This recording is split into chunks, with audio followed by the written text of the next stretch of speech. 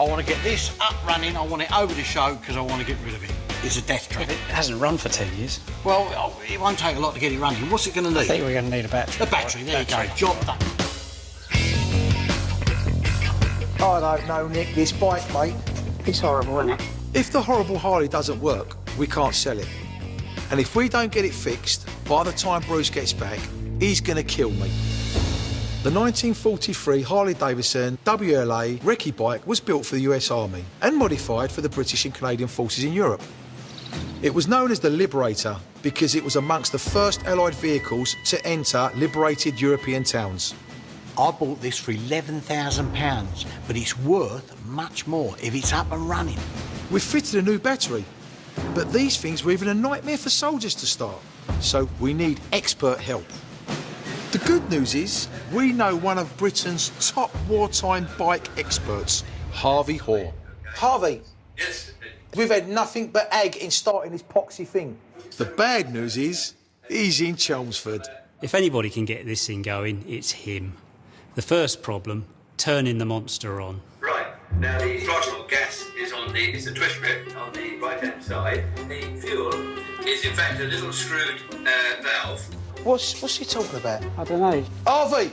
Now you need to move that choke lever up. Nick, what he's saying is, right, you turn the throttle full on. Then we turn the fuel on. The fuel's already on, isn't it? I don't know. I haven't turned it on. Well, obviously we're supposed to turn the fuel on, aren't we? That would help, wouldn't it? Open the throttle right out. Right, yep. Kick it twice. One. Right, now turn it off. All right, open it a quarter. Put the ignition on. And kick-start it. And it should go. They stopped making these after the war. I wonder why. Harvey! It ain't starting, mate. No, it's a hot day, so you may have a bit too much choke, all right? This thing even needs the right weather to start it. The carburetor, all right? Chokes on the carburetor lever. You know where it is? Yeah, I know. I've got that bit. Well, why ain't it starting then? 1 You second. probably over-choked it or something, okay? Yeah. He said, you have over-choked it. All right, yes. I need to do what you told me to do. Yes! We have lifted off!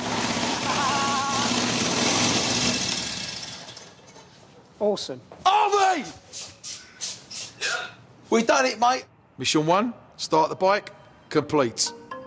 Mission 2, get Harvey off the phone. Right, now listen, now you've got it running, What more? Ongoing. you need to back the choke off gradually by moving it down. It'll run a bit unevenly, but just open it up. I think it's through, isn't it? That's it, yeah, that'll do. Put the thing down. Yeah. Right. We've worked out how to start the horrible Harley, but it's only worth top dollar if it actually drives. Because it's such a beast, Nick and me have decided Phil should do it. You're having a laugh at What's the matter? What's the this? matter? Got the kit, haven't I? It's a bit tight. The problem with the bike is the clutch, or should I say clutches. The Americans were used to a foot clutch. The British and Canadians were used to hand clutches. So, for some insane reason, they decided to put both on the bike. What they call this is a suicide clutch, but you don't really need to know that. Phil, good luck, mate. Yeah. Give the man the confidence before he rides the bike, innit? That's what I need.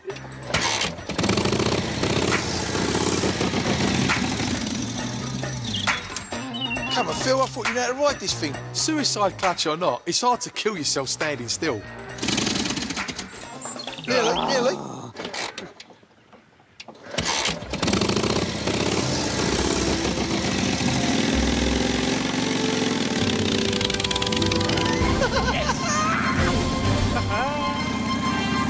Where are you going?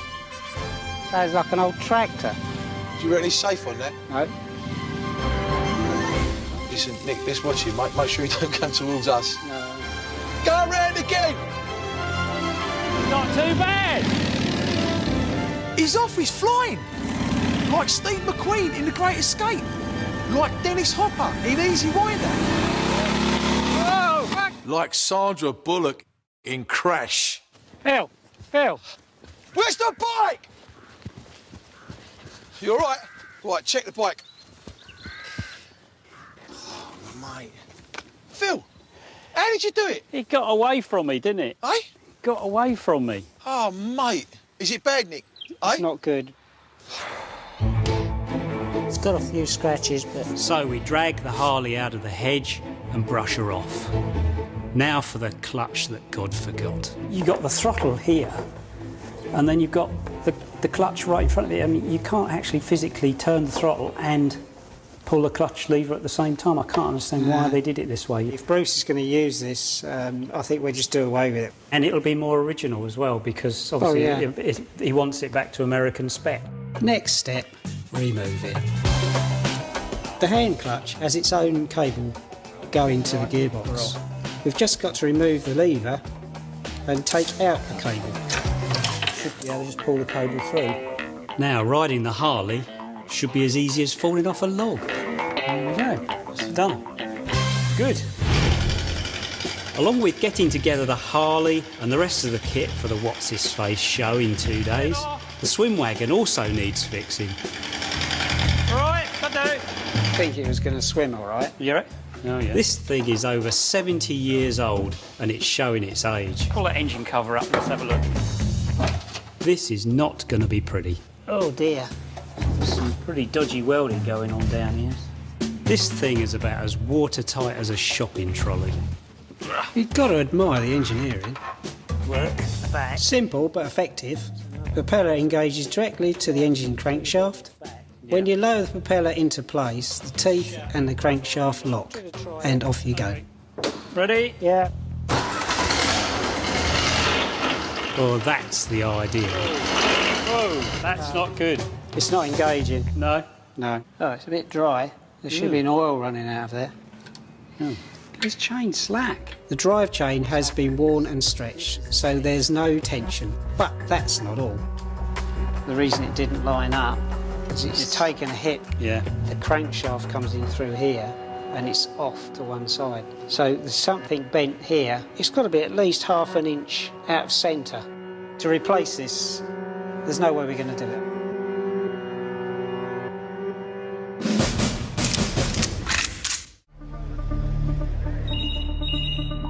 Hello, mate, it's Bruce. To bag this Rich Russian Phil, I've got to offer him the ride of a lifetime in my Hetzer. I've told him it's in beautiful nick and it drives like a dream. Well, it steers like an old shopping trolley. It don't matter, mate. The important thing is, he's really interested in the gun. And Which gun? The main gun? no, the MG gun on the top, the MG34, that's got to run perfectly. It hasn't got one on it. Well, you've got plenty of time to get that done. That's why I'm phoning you now. Listen, mate, he's gagging over it. Don't muck about. Let's just get it sorted out, mate. Charming.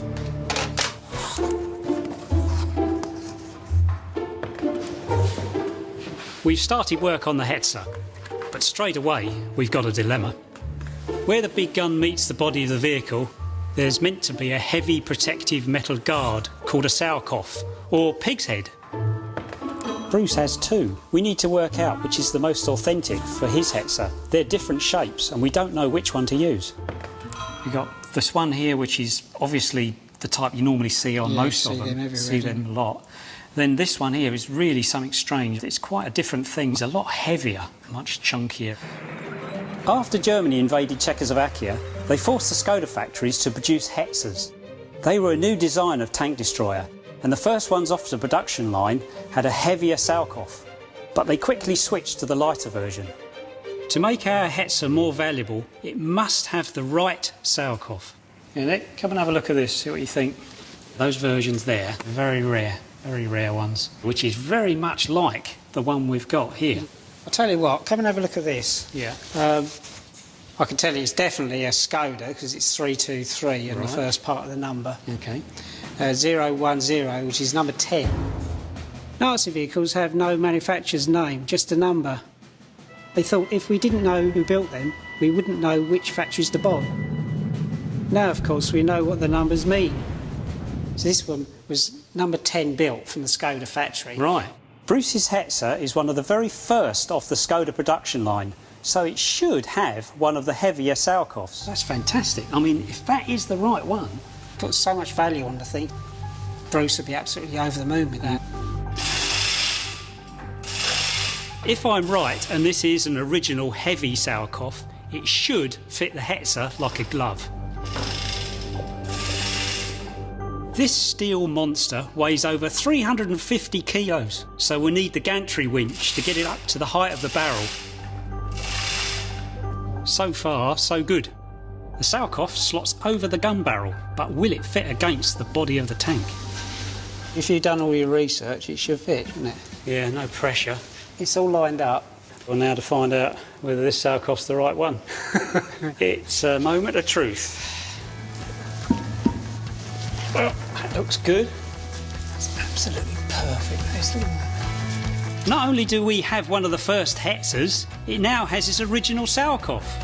It's the little things that make a difference. No, not so little. Well, the big heavy things that make a difference. Bruce wants to sell a 251 half-track chassis to this Russian bloke, but right now it looks a right old mess. It's got to be stripped right down and sandblasted. Right, let's slip this drive unit off. Okay. Some of these are loose, aren't they? Let's loosen this. Oh, one more. Oh. Someone's been adding bits to this 251 chassis. They're not original, so they got to come off. The thing's too big to sandblast here, so it's got to be sent off to specialist sandblasters. Meanwhile, we'll turn our attention to the Hetzer engine. Right, we'll get it going then. Yeah. Pump the fuel and see what we get. Yeah, that's coming up all right. Yeah? Yeah. You feel it? Yeah, that sounds about right. Yeah, okay. Let's see what we've got. Doesn't get any easier getting in this thing. No. Nothing's happening. Oh, God. So, we've got no power. No power. Whether it's a tank or a car, if it's not starting, check the battery. Right, you hold that bit. Yep. Red to red. The red is a good idea. Oh, God. Right, what we got? 12.4. That's all right. That's good. What's wrong with that then? It's got to be something else then. So the battery's fine. Then we notice something. Is that earth strap off? Oh, crikey, yeah. Yeah, well, if that that's the- battery's not earthed, it's not going to go, is it? No, that's the main earth strap for the whole battery. Right. That goes on first. That's on. Good. Right, let's give it a go. Sometimes it's the simplest things that fix the problem. Bruce wants the Russians' visit to run like clockwork. I thought, in his absence, I would check the Hetzer is running smoothly. Let's go. I'm leaving the helmet on. Move down to the front. Just work your way down. How'd you get to the seat go forward or what? Feet first. Yep, I'm in, mate. You're there. Wow. So this is where the driver would be stationed. That's it, yeah. Mate, this is really claustrophobic in here, isn't it? Oh, yeah. Not a lot of people get a chance to actually even sit in here, let alone like me, learn how to drive it.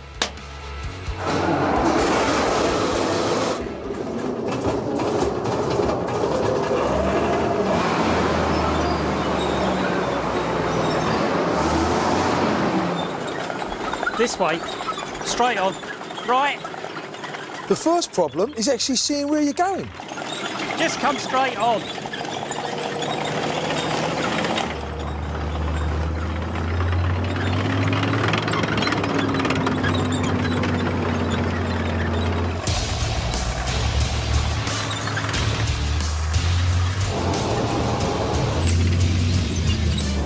This is great! Look at this, boy! Oh, yeah! Levers, pedals! Now we're having some fun, son. It's like driving a Dodger. Spins and all sorts of manoeuvres, no problem. Who says you can't drive, eh? Slava's gonna love it. The chassis of the 251's gone off to be sandblasted. Now the tracks need stripping, cleaning and reassembling. It's going to be a dirty job and a long one. A set of tracks has 111 links. It's full of grease. Yeah, they usually are. And each link is made up of 11 moving parts. Amazing, all this stuff just in one track link. Yeah, when you're in comparison to this one here, I mean, it's just one pin. The tracks were complicated, but incredibly well designed, and allowed the 251 to travel much faster than a tank. All this lot to go 10 mile an hour faster. Each part needs to be cleaned up. The first step is to burn off 70 years of congealed grease.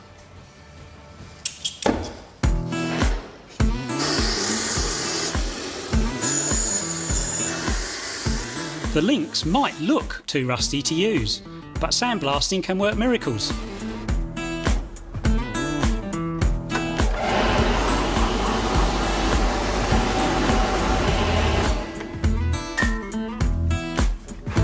Good as new. After the bearings, rods and other parts are cleaned, they must be lubed up and put back in exactly as they were.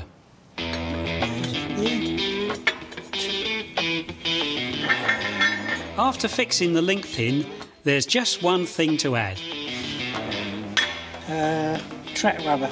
I've got a whole shopping trolley of track rubbers that Bruce has bought over time. You never know when you might need one. It's good, doesn't it? How many have we got to do? 110. Oh, that should take a while then, shouldn't it? I'm back from my travel, and the 251 chassis is back from sandblasting with a coat of anti-rust paint. Morning. Yeah. 251 chassis, lovely. That looks really, really nice, mate. You happy with it? Yeah, it's good, nice and straight. It's good. It's come up well. Yeah, really, really well. Yeah. Okay, because as you know, the oligarchy in Russians coming here, right? Yeah. So I'm chuffed because he's been able to see this in its bare bones here. That's what's really important to me. No, I'm chuffed. That's good. Yeah. This chassis looks like new, and with all the other 251 bits and bobs I've acquired, I'm hoping Slava will be tempted. Okay, he's going to be happy with that, mate. Should we get this in then, yeah? Yeah. Do you want a hand? If you like. I'll go and get the garden. Oh, yeah, right. The twins are prepping the Hetzer tank to entertain our visiting Russian oligarch, Slava. Hello? Hiya. Ah, you're there. Oh, hang on, you got the Salkoff on. Yeah. Oh, my giddy arm. I've got to tell you, that's brilliant. Yeah. I mean, we did a bit of research on it with this chassis number being number 10 from the Skoda factory. Right. July, mid-44. Right. That's the Salkoff that would be on it. I'm over the moon with that. What's the next thing to do with this now? It's got to come off to be painted. Well done, chaps. Listen, you're entitled to a box of donuts here now. I'm feeling very, very generous. Steady on. Box of donuts. The Salkoff comes off to be painted. But this Slava bloke isn't coming to see the Salkoff. He wants to fire the periscope machine gun. But we haven't fitted it, and we don't know how it works. The Hetzer MG34 machine gun was designed so that the gunner could fire safely from inside. It was a remote gun. Right. Worked from the inside of the tank. This is the part the guy inside holds. The handlebars. The handlebar part. You can obviously turn the gun with that. It should have a cable on it, which I think fixes to this. That's the trigger and thing, that is it? moves the trigger from the gun, which is hanging down through here. Yeah. As far as I can see, the only part we're short is the cable.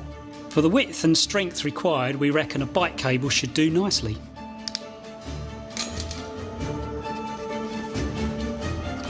There we go. That'll do. Just hope it's long enough. We lower the periscope down into position to make sure it fits into place and can move smoothly. Right, There you go. Look at that. that's it. Good, isn't it? Now we just need to feed the wire from the trigger on the gun to the trigger on the handlebars inside the tank. Where do you actually need it to be? Just there. Right. Just long enough. Last thing is the MG34. Right, that's not too bad. The tank's ready, I'm ready.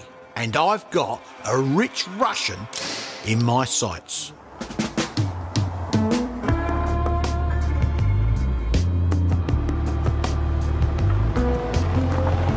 Look at this. Interesting. Interessant, ja. It's a Die Rahmen 251. für 251er gepanzerte Ausführung. 51. Yep, 251. We've done a lot of work on the chassis. It's in very good condition. If he's interested, I want to do a deal where I will offer him the chassis as the first payment, then we will build the rest. But before I build it or offer it to anybody else, I want to offer it to him first. Ja? The chassis at the moment is about £40,000, but we can talk about that. You know, he's interested very hard in the chassis, Yeah. but the price from Nenning is a bit too high. I guess 25 is a better price. Ooh, that's a low blow.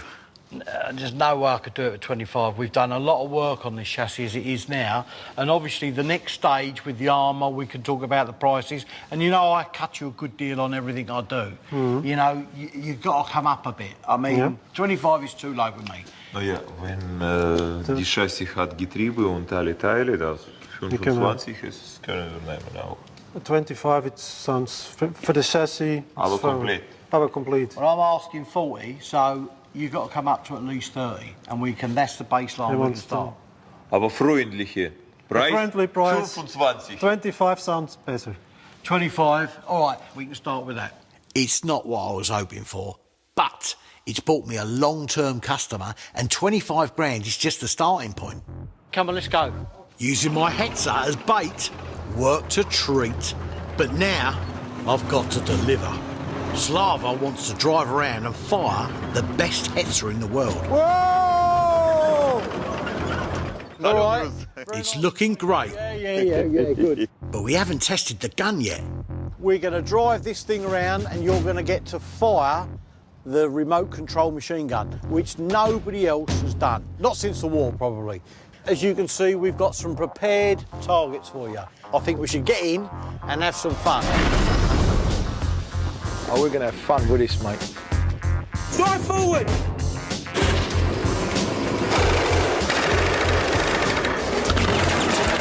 There we are, showing the second-hand cars who's boss, when suddenly the gun jams. Stop. Up pops Ian to clear the blockage. But the blasted trigger is stuck.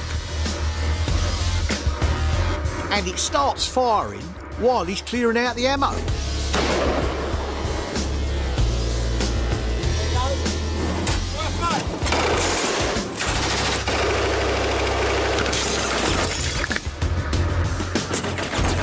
People going in just to stop a fire in the car.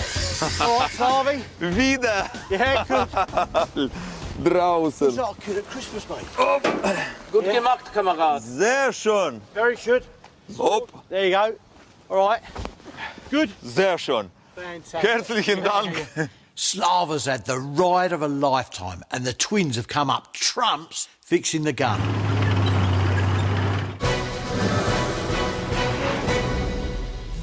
I've just picked up a World War II Jeep, and I'm keen to sell it on.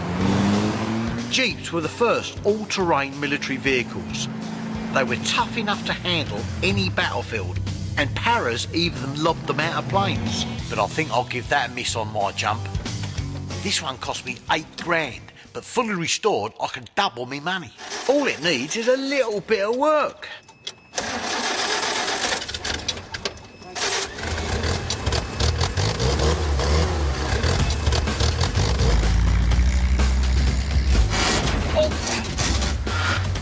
Gearbox a bit wonky. All right, maybe a lot of work.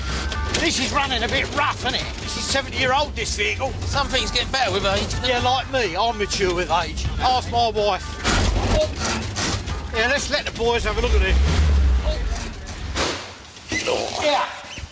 This runs like a bucket of bolts, mate. It's got to be looked at. That is running like pig sick. I can't sell my Jeep in this state. I've got to find out what's wrong with it and put it right. It's in a bit of a rough state, so we're thinking the best route is to put a brand new engine in it. Well, that sounds like a lot of money to me. Yeah, but the thing is, this engine is a post-war engine anyway, you know that, don't you? Yes. So it's got the wrong engine in it. Right. So it's a good opportunity to up the value of it, get the right engine in it. OK, anything else on it? The wheels are the wrong ones, they're too wide. So how much to put this right? New engine, wheels, bit of work, your time, that's going to set me in 4 grand at least. At least. Right, this sounds like a plan. The problem is, my Jeep is a bit of a mongrel.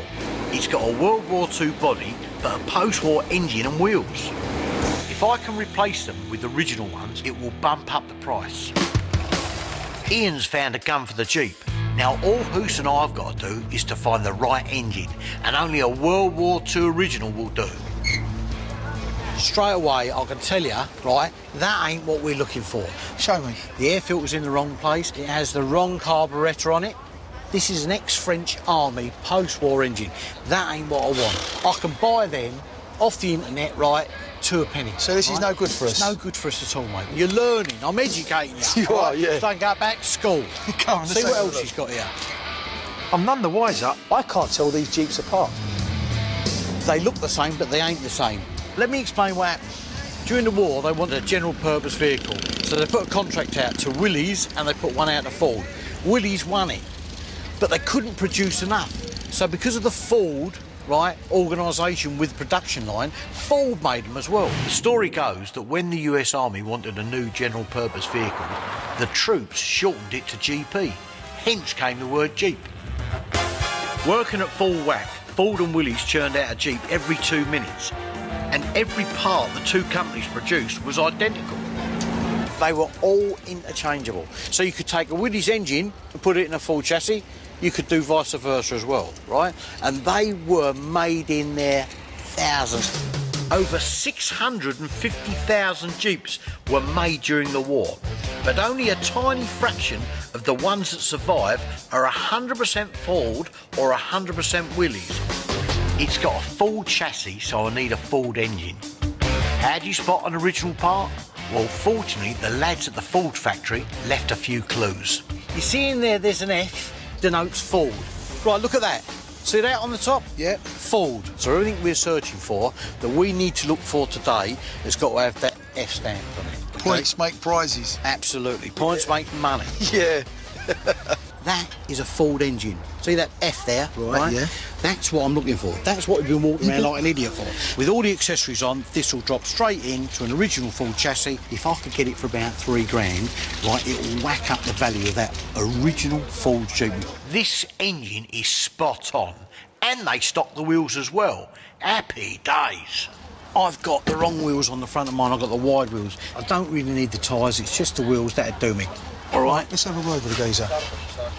This engine, I see it's a wartime Ford engine, yeah? Yeah. Completely rebuilt? Yeah. Back to an original standard, I take it, yeah? Yeah. If I had the two wheels and the engine, how much that be? Roughly €5,000.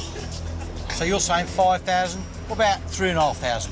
You got to do something on it for me. The price is 5,000, but I can give you 4,500. What about 3,500? That's too low. Oh, come on, what can you do to me? You know, I'm a cash buyer, bang, on the nose, paying the money straight away. We can meet in the middle, 4,000. 4,000 euros for the two lots. Yeah. Put it there, lovely. OK.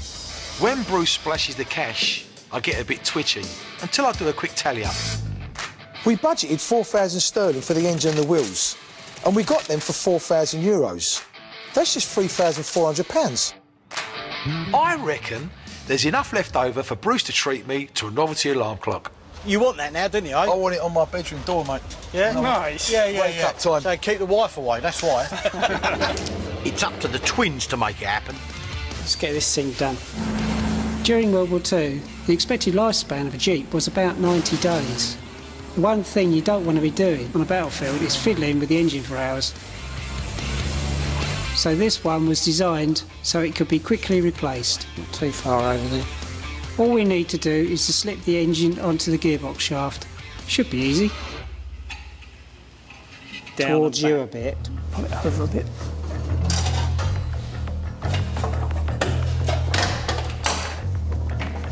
This is a flathead 60 horsepower engine.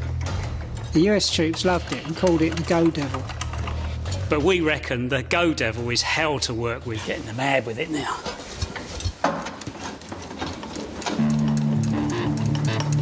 The problem is the large teeth on the drive shaft are old and worn. It's like pushing a square peg into a round hole. The way it is at the moment, you have to get it absolutely dead right, otherwise it will not go in. Ah, dear me. Needs a little bit of help. Yeah. I really wish I'd thought of that earlier. Just drop it down there. Down. Let's get her bolted in then. The key to wartime engineering is to keep things simple. It only takes a few minutes to bolt the engine into the chassis. Excellent. Carry on fitting everything onto it. We've got the Jeep engine fitted, now the wheels have arrived. After a quick lick of paint, they're good to go. Paint's dry. Put the wheel together now. Oh, good. Here we go. Right, this is the two halves. Modern wheels have high-pressure tubeless tyres and you need heavy machinery to fix them. World War II Jeeps used these split rims so soldiers could get to punctured inner tubes easily in the heat of battle. All you need is a bit of soap and some elbow grease. You know, anybody could undo either side of the rim, pull them apart, pop the new tyre on, push them together, bolt them up again. 3/4 wrench, a hammer and a bit of soap. Job done. Certainly a lifesaver, I should think, if you're stuck on the side of the road with the Germans chasing you. Yeah. These wheels weren't just great for fast repair under fire. If a train got blown up, troops could fit them with extended rims and run their jeeps on rail tracks. We like these rims. Tyres on, wheels fitted in minutes, job done. Nice new engine, the right size wheels. Be like a new old one, wouldn't it? With a new engine and freshly painted wheels fitted, this Jeep looks $1 million. But this guy is going to tell me exactly how much it's worth. He's Steve Bloomer, one of the country's leading experts on World War II Jeeps. Not being at school, isn't it? Someone checking your work. The only way to really test the new engine is out on the open road. There's nothing like taking a vintage World War II vehicle out for a spin. I feel like a 1940s matinee star. All that's missing is my beautiful leading lady. Well, looks good, sounds good. What do you reckon? Nice? Yeah, it is. Yeah, runs all right, gearbox fine, yeah? Everything's good. So far, so good. Looks like all that effort finding original parts has paid off. Mechanically, it's on the button. There's a genuine wartime Ford engine in there that's good and strong. That really is the little ace up its sleeve. Can't fault it. Don't say that in front of them, they'll want a pay rise. As if I haven't had a pay rise since we went decimal.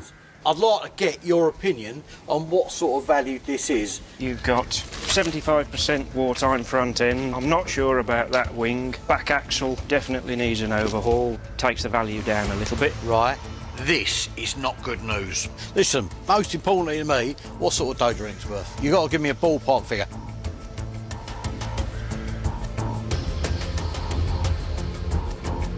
As it sits, I would have said between 11 and 12 grand. Bloody hell. Well, that is a little bit of a... Hang on, I'm just checking myself there. To be quite honest with you, I'd thought about 15, 16. Maybe I'm out. That's why I'm asking you. But honestly, is that what you think? As little as that, yeah? I'm gutted. I'm down more than a few quid here, and I can't believe I never spotted those post-war parts. I need to make good on the cash I've lost, and that means more work for these two. You know, they say good things come in small packages, but it doesn't look very small to me. Oh, it's quite big. Oh, it's an armoured car. Nick has got a PhD in understatement. This is the armoured car, the Daimler Dingo. There were loads of British armoured vehicles during World War II, but I reckon this was the best of the lot because of its speed and versatility. Anything about them? Nah. Nor do I. Never worked on Stand by, bed. Oh, Bruce. Hi, Bruce. It's a lovely little beast this is, eh? Interesting. Daimler Dingo. You must be enthralled to see something as historic as this.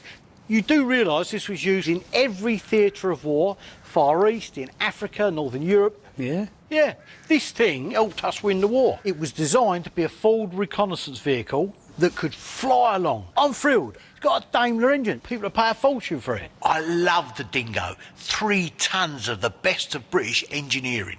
It's a scout car made by the Coventry company Daimler, and this thing can tackle any terrain. Before D-Day, it was modified so that it could drive in water 3 metres deep, and it could hit nearly 90 kilometres on the battlefield. I bought this one and I need the twins to check it out and spruce it up so I can sell it on. Any idea problems? Don't know the extent of how good or bad it is. Right, So okay. I knew you'd be thrilled. Yeah. I knew you'd be happy. Over the moon. Sunny, lovely day to get stuck into this. Right, okay, wonderful. Right, have fun. Thank you. Dingy dingo. See you later. He's done it again, hasn't Done it again, hasn't he? The bodywork looks okay, but we need to take her out to see how she's handling. Because she's sitting crooked, you can see out the front and out the back quite easily. Oh, whoa, whoa, that's the wrong bloody way. What's going on? We want forward. Oh, no, whoa. What are you doing? We're in the hedge now. No, I think I've got it sussed. You've got 5 gears here, Yeah. which seem to be working in reverse as well as in forward. Because the Dingo was a scout car, it had an angled seat for better visibility and a lever so the driver could reverse as fast as he could go forward. I call it the Italian gear stick. Let's try going forward. We can't go backwards because we're in the blasted hedge already. Right, let's go for it. There we go. There we go. Not a bad ride, is it? Too bumpy. You don't notice being sitting crooked either. You're going to start slowing down soon, are you? I am What do you mean you have? pressing really hard. Well, you're going to slow down. No, I can't. Slow down. It won't You're slow too down. fast. It won't slow down, will It's it? not stopping. Oh, bloody hell. Oh.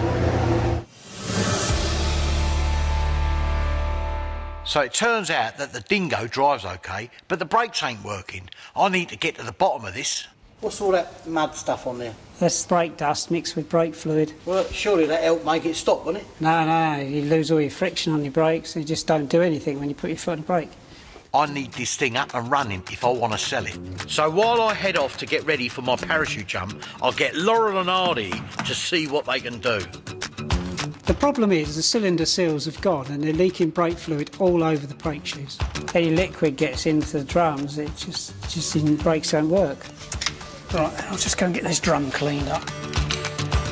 While Nick fixes the cylinder seals, I give the brake drums a scrub in the degreasing tank. There's decades of dirt and grime on this stuff. We're literally stripping away history. I'll clean the drum. Oh, terrific. What you got? Right, just put new brake seals in, that's all done. All I've got to do is put these couple of bits on, the retainers to hold the shoes, and you're good to go. After cleaning the drum and replacing the brakes, they look in pretty good shape. And the new cylinder seals should keep them that way. Good grief.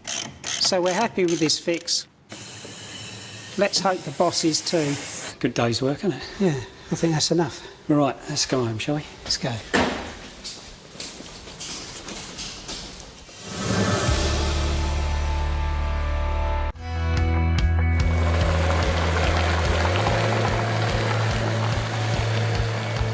I've got a 70-year-old anti-tank cannon that I need fighting fit in a few days to show a buyer.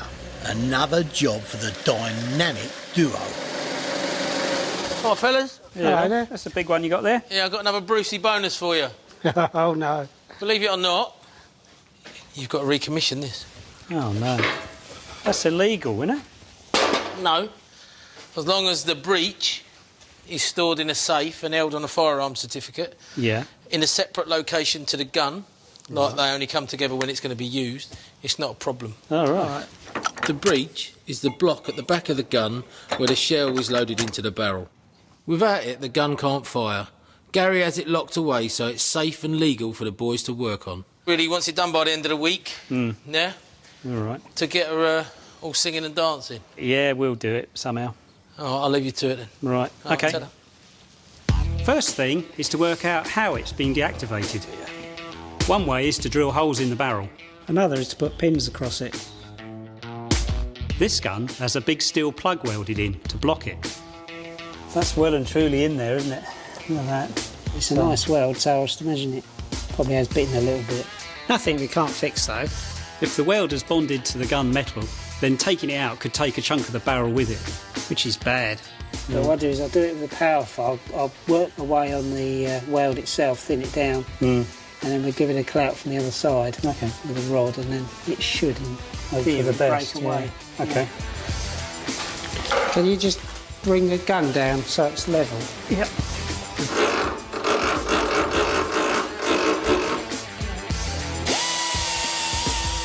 I need to make sure I cut the weld, not the barrel. A damaged barrel could make the gun dangerous to fire, even with blanks. I'll just get a hammer and pole. Okay.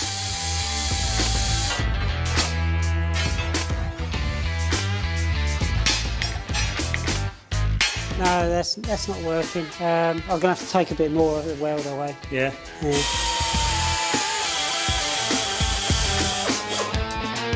Right, give it another go.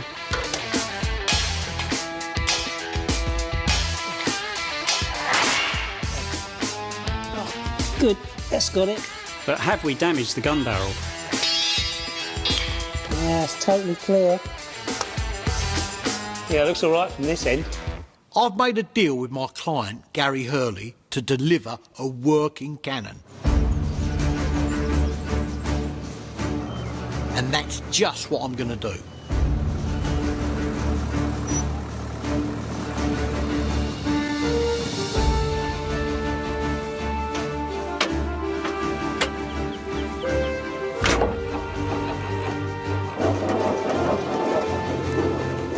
So how much does it go for?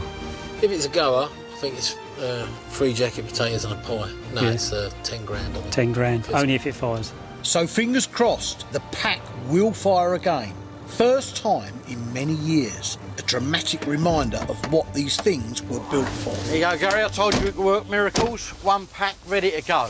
Lovely, mate. This is to seal the deal. OK, mate. You wanted a pack that fires, right? Did indeed, yeah. You're about to see a pack that fires, right? Fired it yet? No, this is a special ceremony. Oh, it's right. going to be like the inaugural firing, right, of your pack 40. All right, excellent. Your wishes are command, all ready to go, right? Lovely. Right, come on, chaps, let's have a go. Let's see what happens. OK, excellent.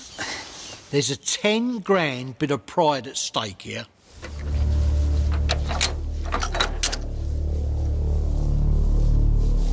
So you can have a go then, yeah?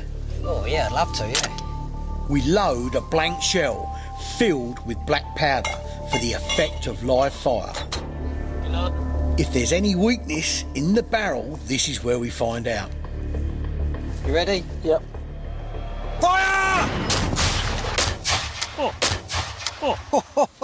Yeah. That's better. Yeah, all about that. Oh, yeah, well done. That works, doesn't it, eh? Listen, I've changed my mind. I don't want to sell it now. All right. Oh, no, that's mine now, That's Bruce. better now, isn't it, eh? Oh, mate. You happy with that load there? That's absolutely brilliant, mate. See, Done yeah. a good job. Well done. Thanks very much to all of you. So you got the 20 grand you owe me? 10 we agreed on, Bruce. Oh, did we? Oh, okay. Bought for 7 grand, sold for 10. But even more fun than the 3 grand profit was the majestic sound of the Pack 40. And of course, the quiet satisfaction of another happy customer.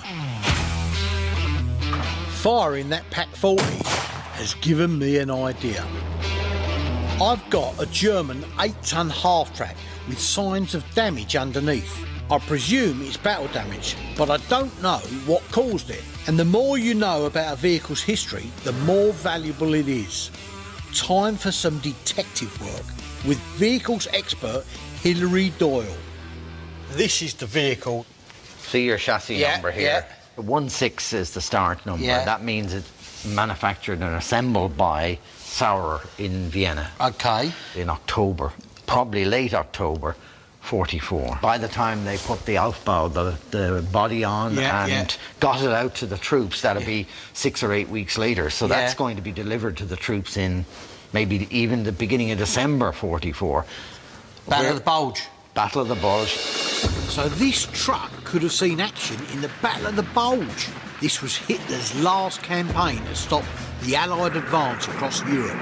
And it might have worked, but they ran out of petrol for their tanks.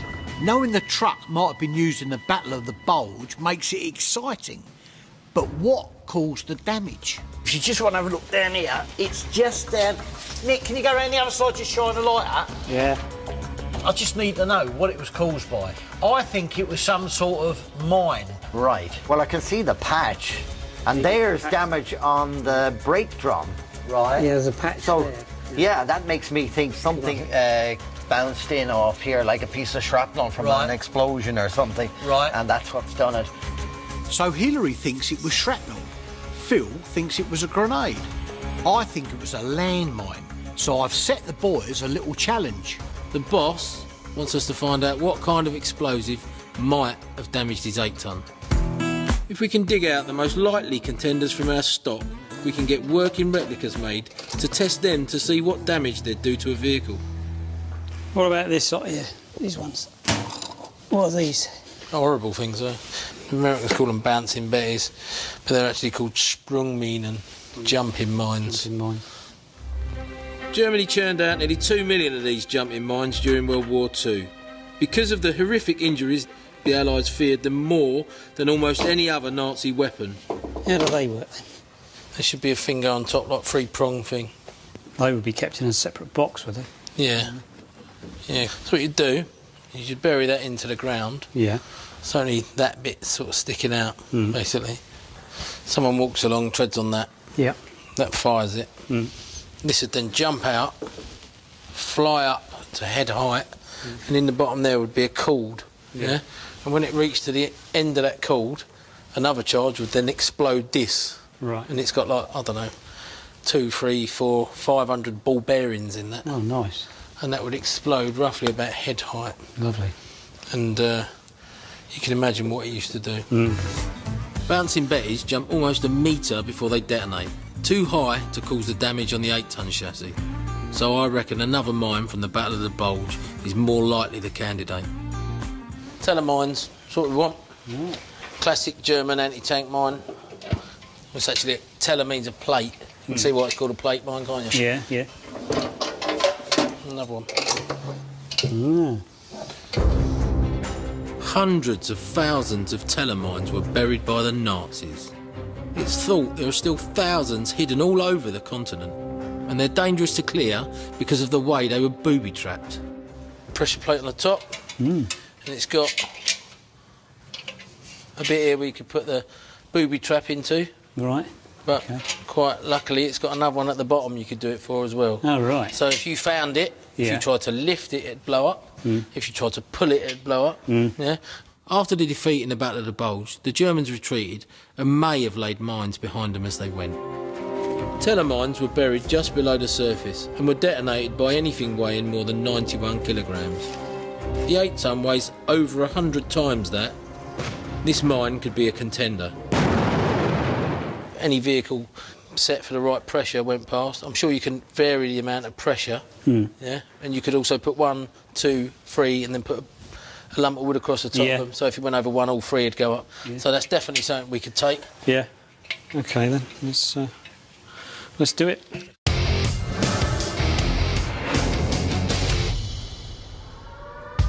Ian and the boys have identified telemines and grenades as the most likely candidates to have damaged my 8-ton. They've organised working replicas and some junkyard cars to test them on. All we need is a crash test dummy. That's where Oos comes in. You thought we were down here to play with explosives, didn't you? Yeah. But the truth of it is everybody's here to see your new company car. Go on, go and get in, come on. No. So this junked car is no World War II truck, but it will give you a good idea of what damage a mine can do to the underside of a vehicle. That's a real World War II reproduction telemine with exactly the same amount of explosives as what was in the originals. All I want to do is I want to see what sort of damage that can do to a vehicle like this. It's going to be a direct simulation. The telemine is buried by an explosives expert. It's marked with a big white X, so even we can't miss it. So we set the car rolling. The mine is triggered by the weight of the car. X marks the spot, and we beat a hasty retreat.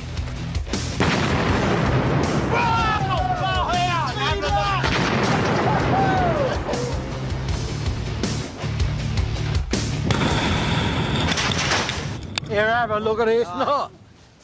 Yeah, that's more damage than ever expected. Where's the bonnet gone? What? Even I was surprised how big that bang was. I don't think even an 8-ton would have survived driving over one of those things. My God. Now, listen, mate, I've got to tell you, that'd have done some damage to the 8-ton. You wouldn't want to be in that thing, mate. It's a wreck, you know? Yeah, and it's too much damage. It's, I mean, it would have bent the whole frame and chassis of the 8-ton if that had gone off underneath it. So it's something less than that. Time to test the grenade, and also, perhaps, the lightning reactions of my team. It could have been a grenade or something like that. Where are you going to get a grenade from now? Well, I don't know. I don't know what we can find in Daddy's little pocket here. Run! The boys always love my hand grenade jokes. It gets them every time. But now it's time for the real thing. Blowing up a card with a grenade. 2, 1.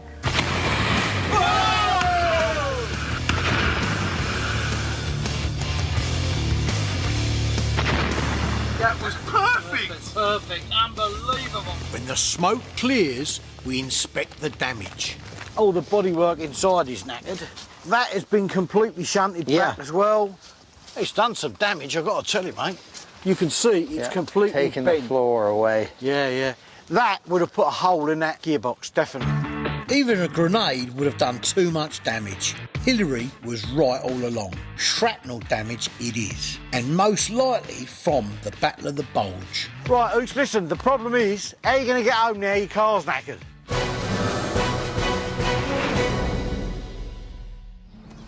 We've been busy clearing out Bruce's stuff, but before he gets back, we got proper work to do. Bruce bought a German army runaround. It's called a Kubelwagen, which literally means bucket car. This one dates back to 1943. Nice vehicle, but is in bad need of service. Nothing? Oh, great. I'll get the battery and we'll jump it. Yeah, OK. OK? Yeah. Oh, well, that doesn't mean anything though, does it? No. The Kubelwagen was invented by Ferdinand Porsche. Based on the VW Beetle, it was the German equivalent of the American Jeep. Unlike the Jeep, it's not four-wheel drive, but instead uses a system that transfers all the engine's power to whichever rear wheels most needs traction. So while this thing doesn't look like a rugged off-roader, it certainly performs like one. The traction system is working, but something doesn't feel right. Hang on. What's the throttle jammed or something? Yeah, the throttle's jammed. That's no good at all. We'll have to get back and sort that out. It's hopeless. I'll let it coast. Yeah. The throttle is sticking, so when I take my foot off the accelerator, it doesn't slow down. I think we'll do the accelerator first. Yeah, all right. Oh, hang on. Hey. Oh, no. Handbrake's not working either. OK, it's just one thing after another with these things, isn't it? So we've got two things to look into. First up, the dodgy throttle. The throttle uses a cable and valve to control the airflow into the engine, where it ignites with the fuel. But something is preventing the valve from closing properly. So, what do you reckon then? Can you see a problem? The throttle. I can see what's wrong with that. There's a spring on there, pushes the throttle back. That spring looks like it's too short. That's red hot, that is. The Kubelwagen uses the Beetle's 25 horsepower air-cooled engine. No liquid cooling meant they didn't freeze up on cold Russian battlefields, and they were less vulnerable to stray bullets because there's no radiator to shoot holes in. The other plus point is that because over 20 million Beetles were made, spare engine parts are easy to come by. Tell you what we might need later on. Oh, handbrake push rod. That's for later. We need to find the right spring to fit the throttle cable. There's loads of springs in here. No, that one's too short. Too fat. Too big. One of them two. One of them two then. Give it a go. The spring controls the valve which shuts off the air to the engine, so it has to fit perfectly. Try that one, see if that fits. That's way too big, isn't it? No, it won't work. That's too no, get rid of that one. Try that one. Got there. Oh, it's going to be too small. Yeah. Something going smoothly for a change. There must be something wrong. Yeah. See when you're ready. Can you try that? Yeah. Okay, have you got full throttle? There. Oh yeah, right, okay, that's good. The next problem is the handbrake. The mechanism that keeps it in the locked position is broken. We're going to see if this one from a VW Beetle will do the job. We need to insert this rod into the handbrake lever so it hooks onto the plate that locks the brake in place. Take the spring off. What you've got to do is get that down the tube and hooked onto this lever. The trouble is you're doing it all blind up inside that tube. This could go on really easily or be an absolute nightmare. Right, done it. Good, because I was going to step in and carry on. You can step wherever you like. You're not doing this, I'm doing it. Right. That's why we love the Kubel. It may be 70 years old, but it can still be fixed with more modern VW Beetle parts. Come, what's to be surprised? Playing around with me Kubel? Yeah. Yeah. There you go. Try that. Yeah, try starting that up. Whoa, it runs. Yeah. Well, I'll be. Does it drive all right? Yeah, it's fine. Give it a try. Give it a try. Go on. I can't remember the last time I took a Kubelwagen out for a spin. I bought this over 10 years ago, and if everything is in working order, now might be the time to sell it on. Do the brakes work? Yeah, they're right. Sure? Yeah. It's the middle pedal. Fantastic. I've got to tell you, that sounds lovely. It's good, Listen, these things running and in this sort of nick, they're worth upwards of 40 grand, I've got to tell you. Yeah, definitely. It's good. So to actually have this running has made my day. My day's gone from bad to good to very good now.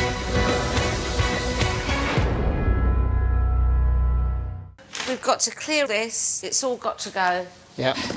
Oh, great. Cleaning rotor. We hate cleaning and we hate rotors. So it doesn't take long before we get distracted. It's a bike. What make is it? Does it say? Salamander. Made in Germany, that is. German bikes are quite sought after. Is this a wartime one? Or? It looks like something Bruce has picked up on his travels and forgotten about. Hang on, there's some bike wheels over here. Now, oh, I'm stuck. It's your air in the tyres. Oh, it might be German air. So we put it together. Yeah, why not? We've been distracted from our cleaning chores by this old German bike. Do you think these things are used during the war then? I mean, whether this one was or not, I don't know. I imagine it would be. I mean, the German army used to use infantry with push bikes all the time. When you think of frontline military vehicles, you think of tanks, armoured carriers, not bikes. But they were a crucial part of the Nazi war machine, and over 1 million a year were produced for the German military during World War II. Straight. Ah, look, it's not German, it says Triumph on there. Triumph's actually a German company. Huh? Yeah, originally. So this saddle is as German as Lederhosen. During the war, the company split up. Triumph Germany, Triumph Britain. That's an original seat, yeah. So what we got there? Well, that sort of shape, same as the forks. Maybe they go all down there. Aha! I know what these are for. They're designed to carry weapons. In fact, one weapon in particular. Panzerfaust. They're for taking out tanks and that sort of thing. Oh, well, you put them on your bike and then ride into a tank or something? No. Even the children, women were instructed on how to use them. It sounds odd, but in Germany, women and children would ride around on bikes, looking all innocent, then get off and fire anti-tank missiles around the place. There's even a simple guide on how to use them on the warhead. You've got an aiming system on it. You just pop that up like that. You sit it under your arm like that, and you fire it like that. We've done good here. Cleared a bit of space and bolted together a rare wartime bike. Sue's going to be chuffed to bits. Oh, no, guys, I thought this was all going to be done. Yeah, but we found this really amazing bike. Well, I'm not interested in what you found. This has all got to go. Come and give us a hand. Come on. Rumbled. We better clear away this stuff before Sue works out how to use a Panzerfaust.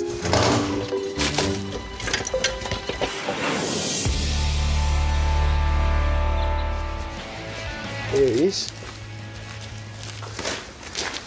I'll take this off of here.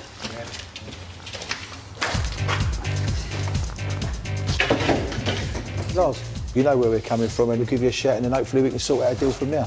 I need to have a quiet word with the boys. This thing looks like a total wreck. I don't know if we've done the right thing here. That's great. Mate, it's got no wheel, it looks worse than the one that we looked at before. The wheel's there, look. Where's the mud flap? I'm going to mug myself right off if I can't find one for it. We just want to know and make sure that the parts are right, because you know you don't like no moody gear and it's all got to be authentic, but it looks like art is missing. No, this I mean, it's obviously hard work. I don't know what Hoos was expecting. I know it's not perfect, but if it was, we wouldn't be able to afford it. Do you reckon it'll stop? It might do. Push that in.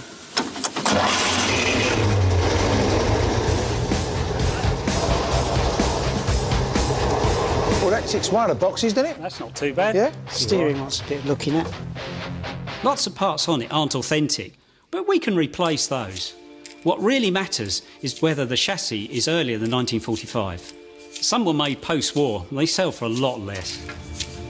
Got 1944 on this plate here, but the only real way to do it is to scrape the paint off of here and find out what's stamped on the side of the chassis. The trick is to see if the serial number on the plate matches the one etched onto the chassis. We need to reveal that. That'll give us an idea that we can tell the year of it. Lars has said it's OK to scratch the paint and have a look. The serial number is usually stamped on the front left side of the body, but strangely it's not there. So what we say? It's made in China. I can't find the number here, so I look on the other side.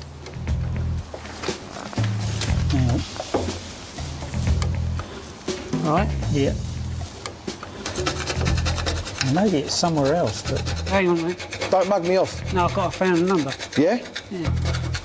Here we are. It's 410305. That tallies with this plate here. That makes this a genuine 1944 Kettenkrad chassis. But to win his bet, Hoos needs to get this for under 45 grand. Now we can talk business for definite. Right, well, must be looking at about 45. If it was all up and working the old shebang, I would say yeah, but there's a lot of work, a lot of labour in it. Look, yeah, you can see it in his face. I was thinking more of 35 to tell the truth.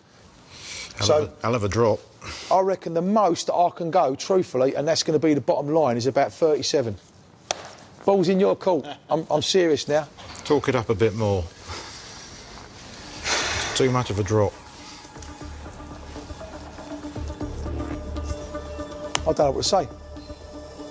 We've come all the way here.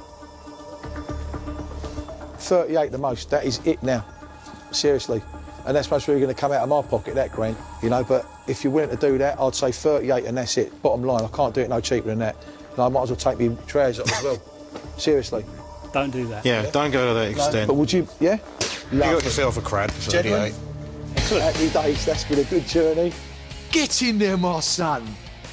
38 grand, 7 grand cheaper than the one in France, genuine wartime chassis, get the twins to work their magic, boom!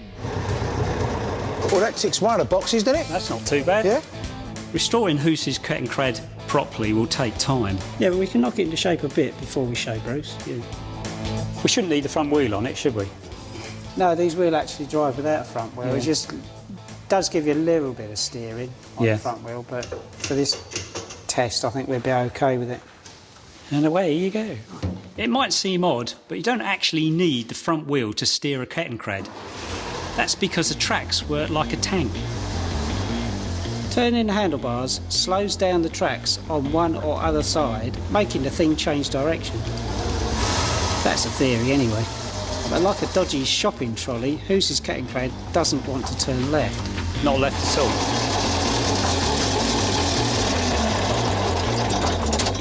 So that ain't working at all then, is it? When you look inside, you see that turning the handlebars pulls one or other of 2 levers, which operate the brakes on each set of tracks. There's definitely nothing on left-hand turning. No. What's happening is when I go left, there's so much free play in it that it's not actually not doing it, locking the brakes, No. so it just keeps going straight on. Oh, right, OK. There's a rod leading to the brakes, and that's where the problem is. You see, there's loads of slack there. Oh, yeah, crikey. Compare with that side. Yeah. Can you just wind that up a bit?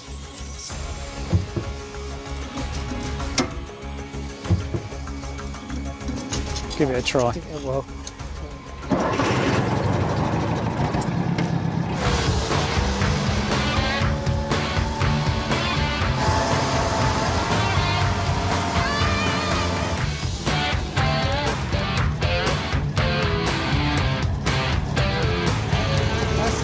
done it? Yeah. That's a lot better. It's up and running, but it still looks a mess. We've renovated Kettenkrads before, so we have a few parts already.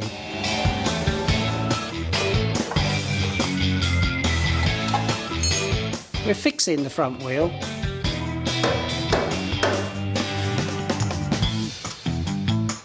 Adding a headlight, a dashboard and a rear seat. But best thing of all, I've finally discovered why the serial number is on the wrong side. I'll tell you what, this is getting better and better. It's all down to the number. It starts with 41, and that means it was from the Stower factory. Stower? Only 10% were made at the Stower factory. A cat from the Stower factory is incredibly rare, and that bumps up the price. What do you think it's worth then? That's amazing. Look at that. Looks like Christmas has come early for Hoos.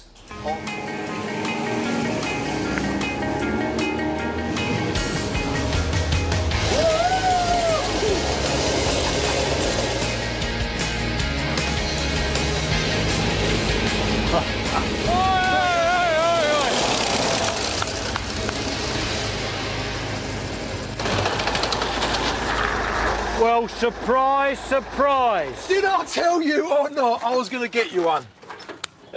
Right, listen, before I say anything, sounds lovely, right? Looks nice. How much? It was a 38. 38? Yeah, but it's a post-war engine. Right, post-war engine. Yeah. But we got a bit of a twist to it. The chassis number's on this side. So is it a wartime chassis? It's a Stover, about 10% of the motor total production. Right. Ah, it's definitely a Stover. Definitely. Isn't Right, Stover. Even if we spend another 20 grand in it, right, that's up to 60 grand, we can knock this out for 100 grand. Who's bought this for 38 grand? Because it's a Stower, it's worth at least 100, maybe more. Once it's fixed up, we could be looking at 50, 60 grand profit. You might get a Christmas bonus. Might, I said. Might, OK. So is that I proved you wrong? Or? Well, no, it's just to show that we ain't got to take the first thing that we see all the time. We can look for it. On the phone, I fancy a bit of Barbados coming on here. Well done. Good. You've made my day. You haven't actually put your foot in it for once. You've done very, very well. So long, farewell. Can't believe it. I'm just stunned. That is all the armour for a tank destroyer. I can't believe our luck to be able to get something here that we can completely rebuild. We've got the body and a lot of the parts to start restoring a complete original World War II Jagdpanther. The SDKZF 173 Jagdpanther was a massive German World War II tank destroyer. They really were huge, weighing 46 tonnes with a giant 88mm gun. Just over 400 Jagdpanthers were made, of which very few still exist. It's been my lifelong dream to build something this big. These things done up are worth millions. Yeah, but it looks to me as if they're all brand new parts. That's the beauty of it. They are brand new original parts.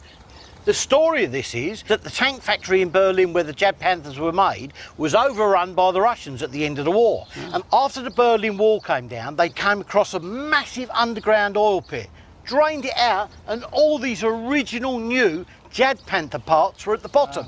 Right? It's like a giant airfix kit that you just got to put together. To be fair, Bruce, an airfix kit's one thing. You can do that in a weekend. This is going to take a bit more than a weekend. I know, and we're going to need a lot of money.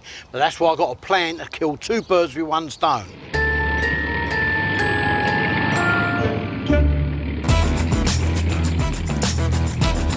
Come on, chop, chop, all in a day's work.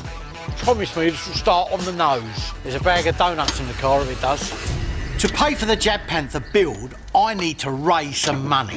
Luckily, I have a buyer sniffing around for half-tracks, of which I have a few in various states of repair. Selling him two could bring in 300 grand. When you need to travel off-road, you want to do it in a half-track. which, as the name suggests, has wheels at the front and tracks at the back. The M3 is American. Over 40,000 were built in World War II. Many, like mine, in Ohio, by the White's Motor Company. They could handle steep slopes, sandy beaches and muddy fields. Used as troop carriers, mobile anti-tank guns and a host of other battlefield applications, the M3 is also eye-catching, which is why they're now in demand. Right, come on, a tenor says it starts straight away. Let's imagine the Germans are coming. Right. Go for it. Do we have lift off?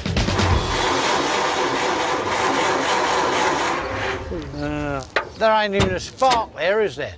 No spark means no donuts. An authentic White's M3 half-track like this can fetch as much as 25,000 quid, but only if it's in decent nick. Let's just hot wire it then. Yeah, there's a bit of wire. Give that a go. Hot wiring involves bypassing the ignition system by connecting the battery directly to the starter motor. It doesn't work on modern cars that have computer-controlled engines, and if you don't know how to do it, don't try. Whoa, nearly started. Well, smoke coming out the ignition switch, that's probably not good. Nearly.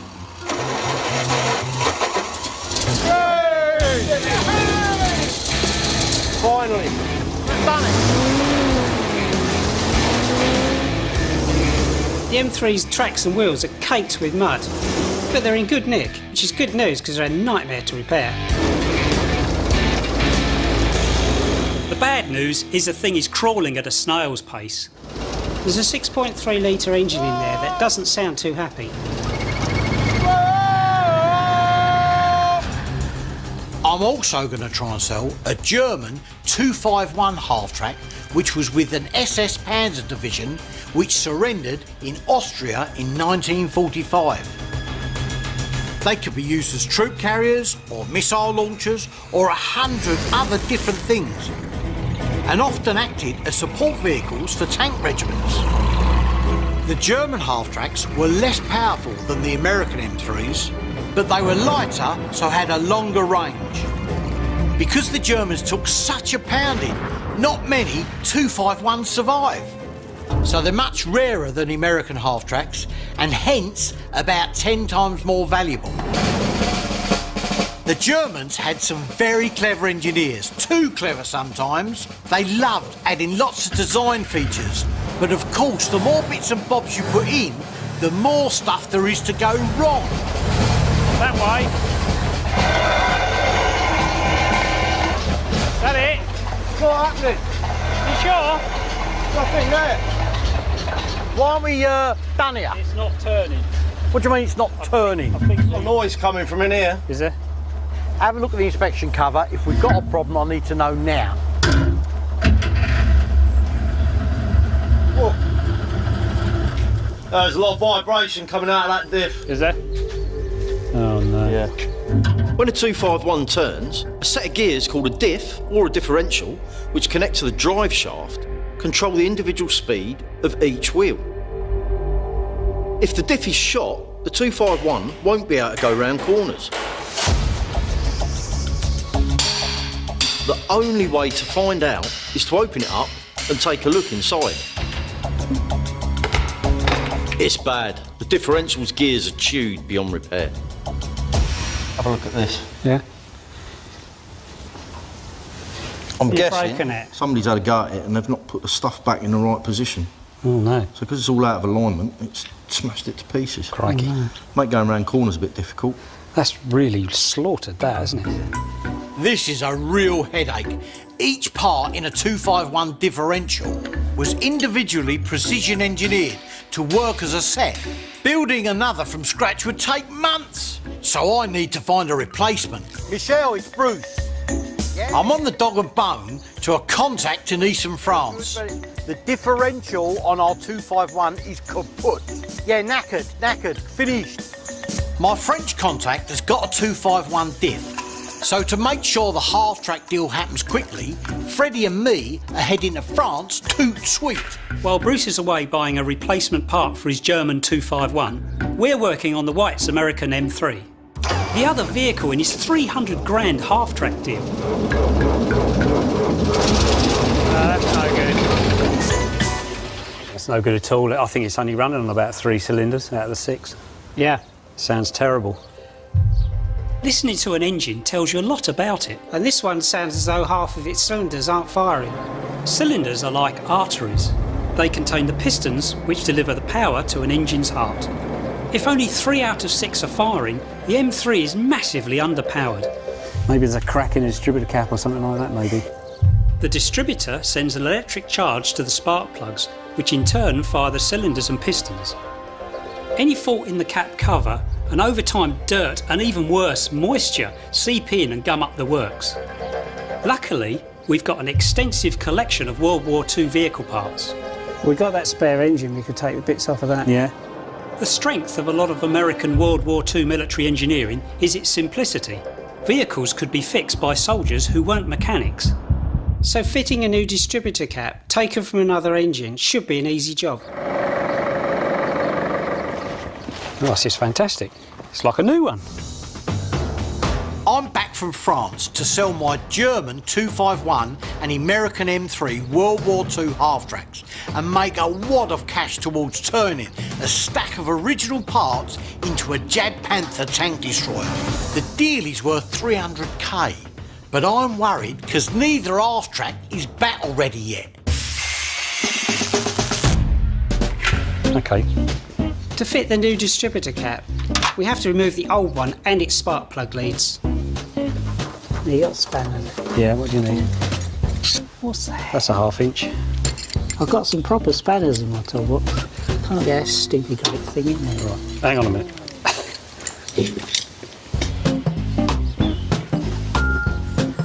Right. 1/2 inch spanner. Don't fit. What else you got? Oh, goodness sake. 9/16. Just bring the whole toolbox. See what I have to put up with. Tip from the top. You can't use the same tools to fix German and American vehicles. The German parts are metric and the American imperial. Right. That fits. Does it? Oh, good. I ain't running back down there again. There's definitely a crack there. Yeah. I don't think it's going to do any harm to change it. Right. The cap does have a hairline crack, which might be reducing power to the spark plugs. Hopefully, the new distributor cap will get the M3 firing. Burst into life. Yeah. I hope so.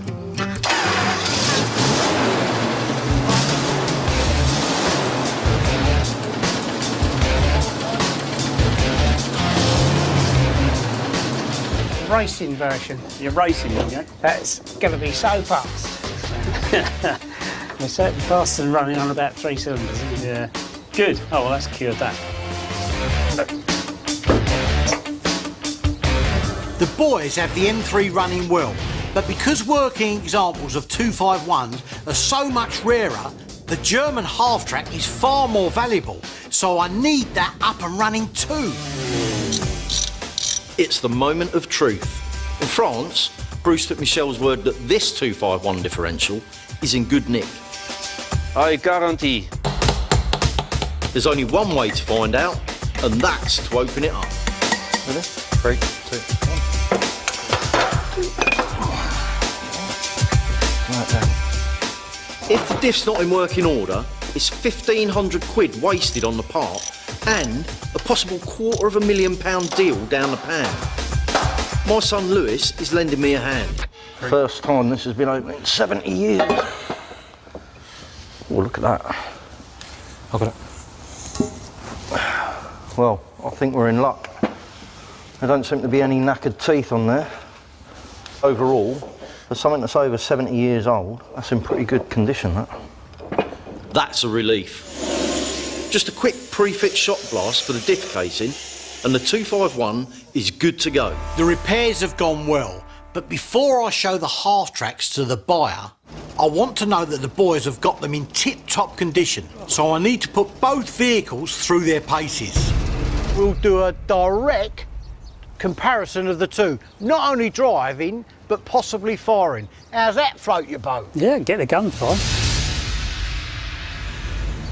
To make sure they're in full working order, the challenge will be a test of cross-country speed and agility, exactly what half-tracks were invented for. Right, start engines! See me? See me? 3, 2, 1, stop! Where are they? Hey, right next to us. Come on, keep going. Come on, we're winning. Hey, come on, baby. Approaching the hay bales, the German 251 takes an early lead, but the American M3 seems a bit more agile. They're overtaking, come on. Every time I turn, it brake. Come on, just keep going. There's nothing wrong with the 251, but it's another example of German World War II over-engineering. Turning automatically activates the brakes on one side, which in theory helps it take corners. Round again. The American half-track is simpler to handle and has a lot more raw power. Oh no, they're ahead of us now. Ready? Go, go, go!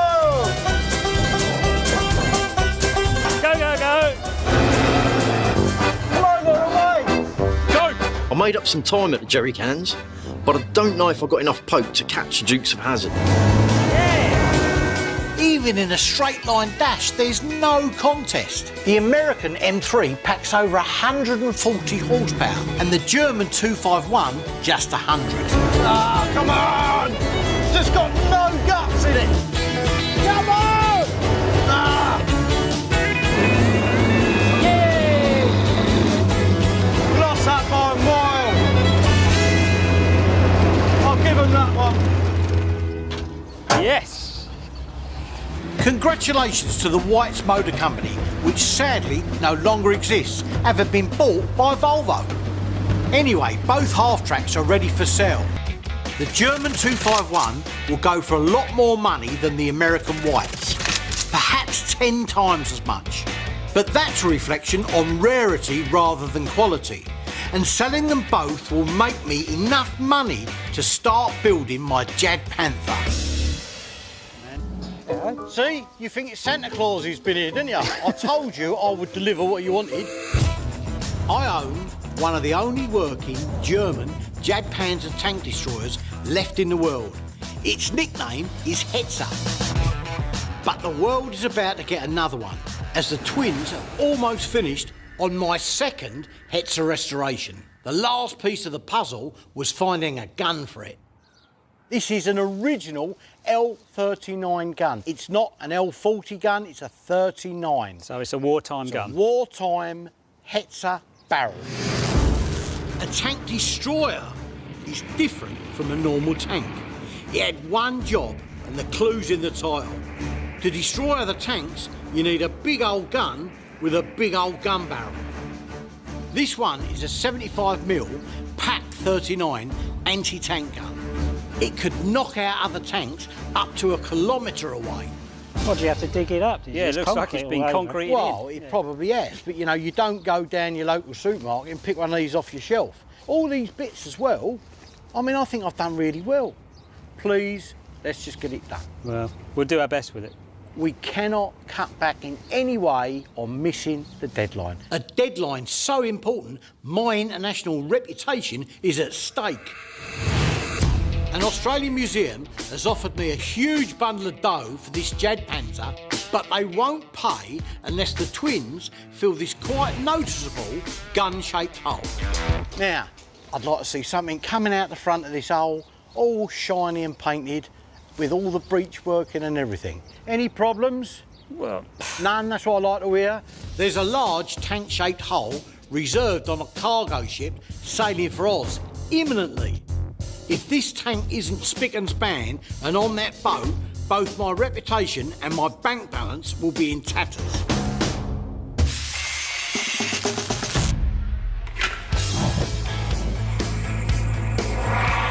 Various parts of the barrel have been rusted together for more than 70 years. To separate them will take a whole lot of heat. That's hot enough, yeah? I'll do a bit on this side. Yeah. It's the same principle as getting a lid off a jar using hot water.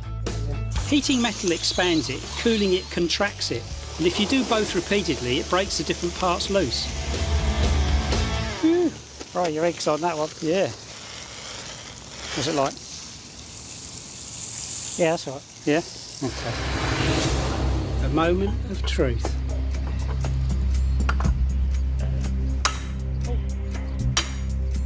Well, that's a surprise. It's going to be quite easy now. There's a big old thread in there.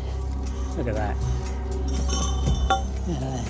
Freeing the breech block, the part that opens and closes when the shell is loaded, will take brute force. Does it move?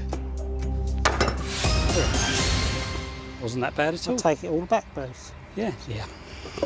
That's stage one sorted, but we still have to get it blasted, painted, reassembled and fitted to hit Bruce's shipping deadline.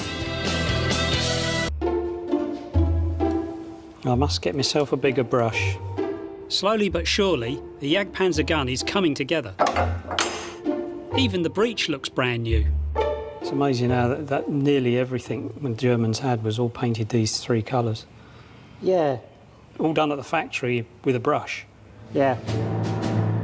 The three official colours were dark yellow, olive green and reddy brown.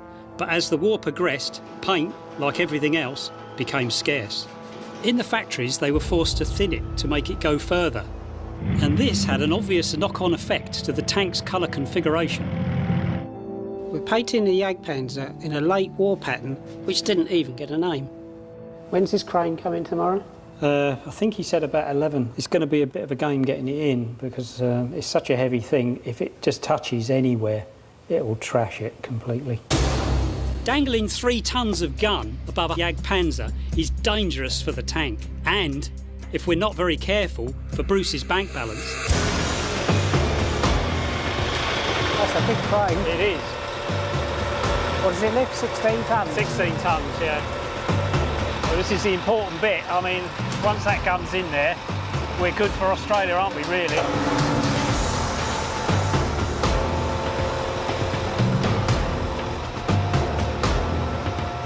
Time to lift 3 tons of restored gun barrel where it hasn't sat for more than 70 years on the body of a Jagdpanzer tank destroyer.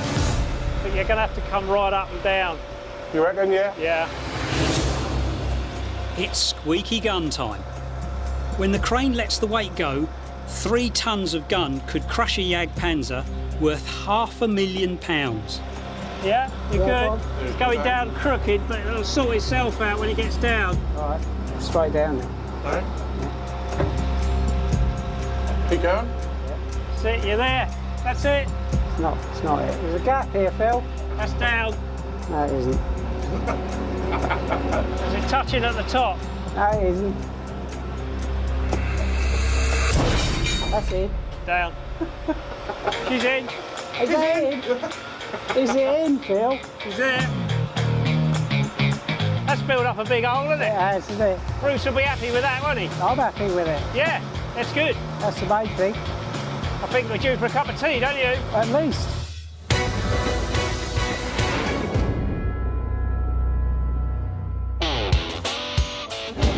I'm back from Prague and I'm blown away by Nick and Phil's work. Before one of them leaves for Oz, I'm showing both my Jagdpanzer 38Ts to a war history journalist to document that Bruce Crompton once owned 2 of the best World War II Hetzers on the planet. This is the first and last time they'll be together, unless mine ends up in Australia as well, which is not going to happen. Because I've already decreed that's my coffin. Oh, right. This particular one has got quite a violent history. It's actually, you can actually see where the round went in the side. Oh, yeah, An anti-tank round went through there. Yeah. This one, gun all works, elevates, traverses, absolutely everything works. What's interesting over here as well, again, because of the vulnerable areas of these, anti-tank gunners would fire at where the drive was. Yeah. So they put these are deception blocks, so that people would fire at this point or that point, rather than thinking that, and they're actually hitting solid armour plate, you know?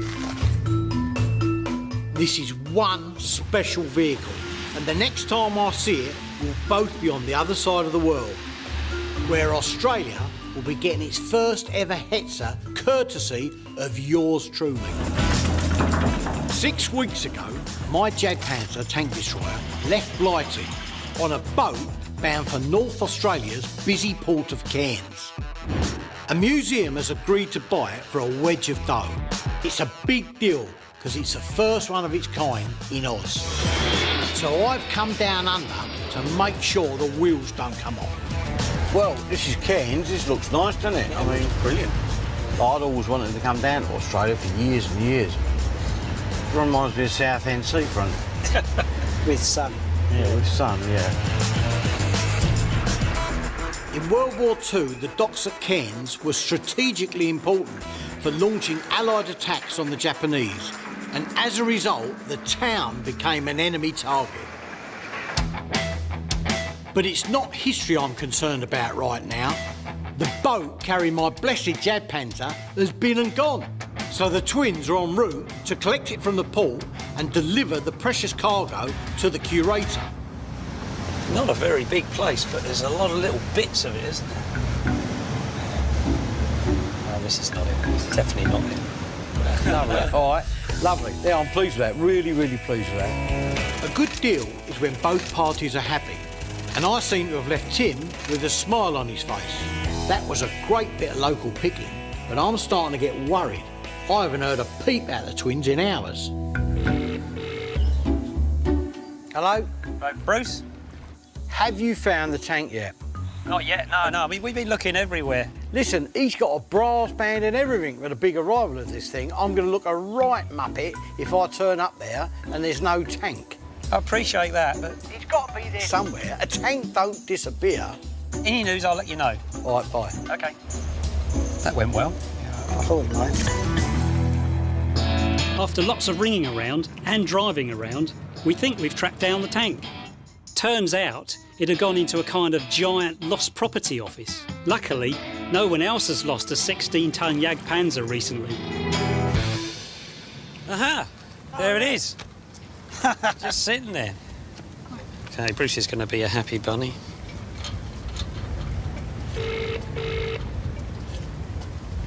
Hello, Bruce? Hello? Yeah, we found it. Oh, thank Right, listen, one here, I don't care which one of you it is, right? Tie yourself to it. Yeah, yeah. Do not let it out your sight, right? Yeah, no, Nick's checking it out now. It looks fine. Right, I'm coming down there now. Do not take your eyes off that tank. We're cutting it fine. And Bruce Crompton never, hardly ever, misses a deadline. And I'm determined to finish the job off in style.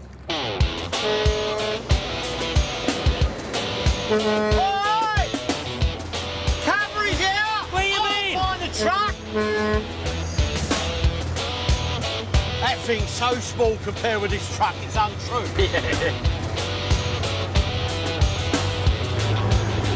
Is that oversized lorry or oversized Bruce? This is how to arrive in style, because I was starting a little bit. I thought we'd lost it. Right, did it start up all right? Yeah, it's all right. Yeah, it's no issues, no drama, nothing, no? No. Right, OK, because they can't wait. So we're going to load up and go straight there, all right? OK. I've got to tell you, though, there's one little thing here. What's that? It's that nice, I don't want to let it go. Bit late now, isn't it? I'm like a proud father seeing his kid off on their first day at school. I'm so chuffed we've managed to pull this off. I'm going to have to leave. I'm going to cry in a minute.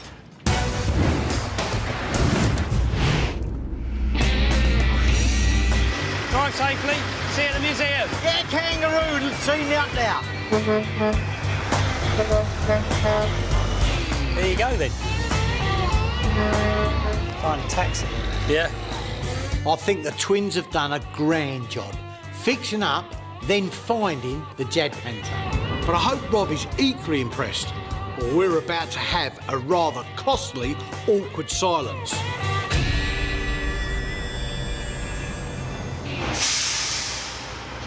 So do you hand paint the camo? Yeah. Good job. That's the way it would have been done in a factory.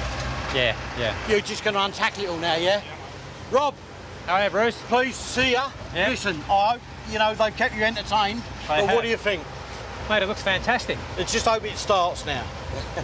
Would I be right in saying that there has never been a Jagdpanzer 38T anywhere in the Southern Hemisphere? I believe that to be correct, Bruce, yes. We're delighted to have it, Bruce, and thank the boys. I know they've put a lot of heart and soul into it, and no, it looks fantastic, and we look forward to exhibiting it forever. I can breathe easy.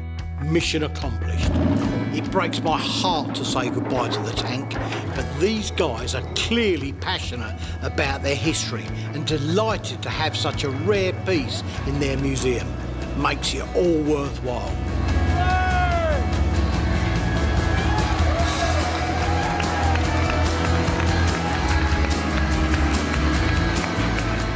Well, ladies and gentlemen, I'd like to say a couple of words. I had to say that I thought mine was the best. I've now had to retract that.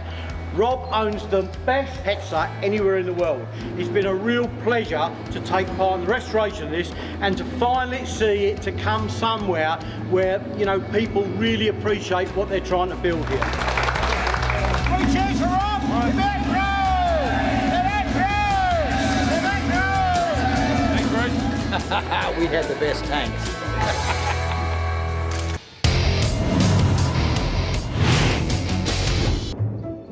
Yeah, Phil, Nick, Freddie, come and have a look at these little gems that have turned up. Freddie, you must be able to see what that is. Turn it up the other way, it looks like a British drop container. Exactly right. It's a British drop container. And this is a German Fallschirmjäger drop container in good condition. When paratroopers jumped out of planes, these drop canisters were pushed out after them. In effect, it's their luggage, except they weren't packed with sun cream and holiday novels. I picked up these because there's a client of mine willing to pay dearly for full, authentic paratrooper kits. Not just the canisters, parachutes, arms, equipment, the whole works.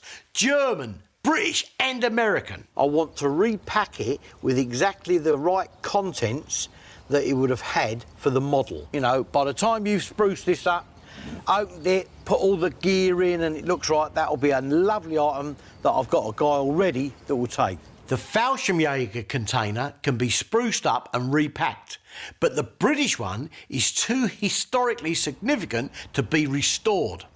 This one, Freddie, is for you. It's come from the Battle of Arnhem. So this is a bit of British airborne history. We need to get it coated with some sort of rust preserver or whatever, but it's got to retain its originality as something that's been sat on a drop zone for 70 years, you know. See if you can work your magic. Different drop containers contain different things, from guns and grenades to radios and blankets. For the German one to be packed authentically, we need to do some detective work. It's got the serial number and he's got this, the manufacturer's code, because they used codes during the war.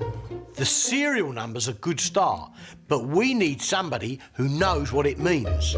And I know just the fella, a Dutch bloke called Mark van Tiel. Hello, Mark, how you doing? Fine, how you doing? I did some research on the FL numbers. Right, OK, and what was in that one? Yours had ammunition, there was also a radio inside, and then all protected by those cushions made of horsehair. Horsehair? Yes. If you're going to drop a radio out of a plane, I suppose you need some sort of padding. And in this case, horsehair. Does it matter what colour the horse is or not? Sue's horse is black and white and it's going to be bald shortly. My client's prepared to pay handsomely, but only if everything is 100% authentic, down to the smallest detail. Now that's the challenge. I'm after any sort of good airborne equipment. You got anything you can help me with? I might have for you something special. A complete German paratrooper uniform. What, original, all like 100% pucker? It's perfect, Bruce. Really, like mint condition. Put a Brucey sticker on that and I'll make arrangements to get out there ASAP. No problem at all. All right, mate. Look after yourself, Mark. Thank you. Have a nice day, Bruce. Well, we've had a touch there, mate. Yeah, listen, brilliant. It's right up my street. Yeah. Let's go and get sorted out with this container, right? I'll go and get these clippers, but we've got to do this on the quiet, right? Yeah, right. You can shave the horse's backside, thank not you me. very much.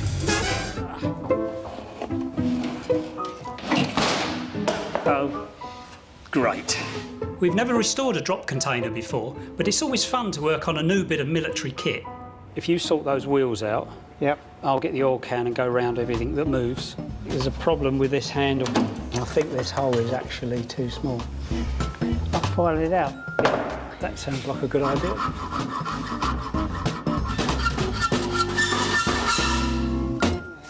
These canisters were dropped with the wheels and the handle tucked away inside. Once the troopers had landed, it meant they could cart the canister to a safe place.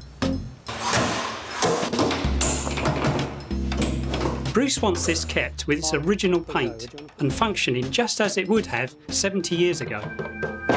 Done. Now all we've got to do is find out what would have gone in it.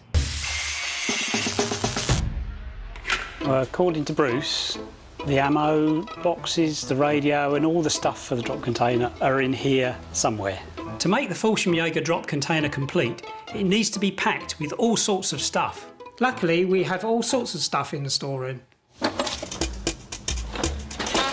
you sure they're in here? Apparently. Well, do we want a radio and ammo boxes.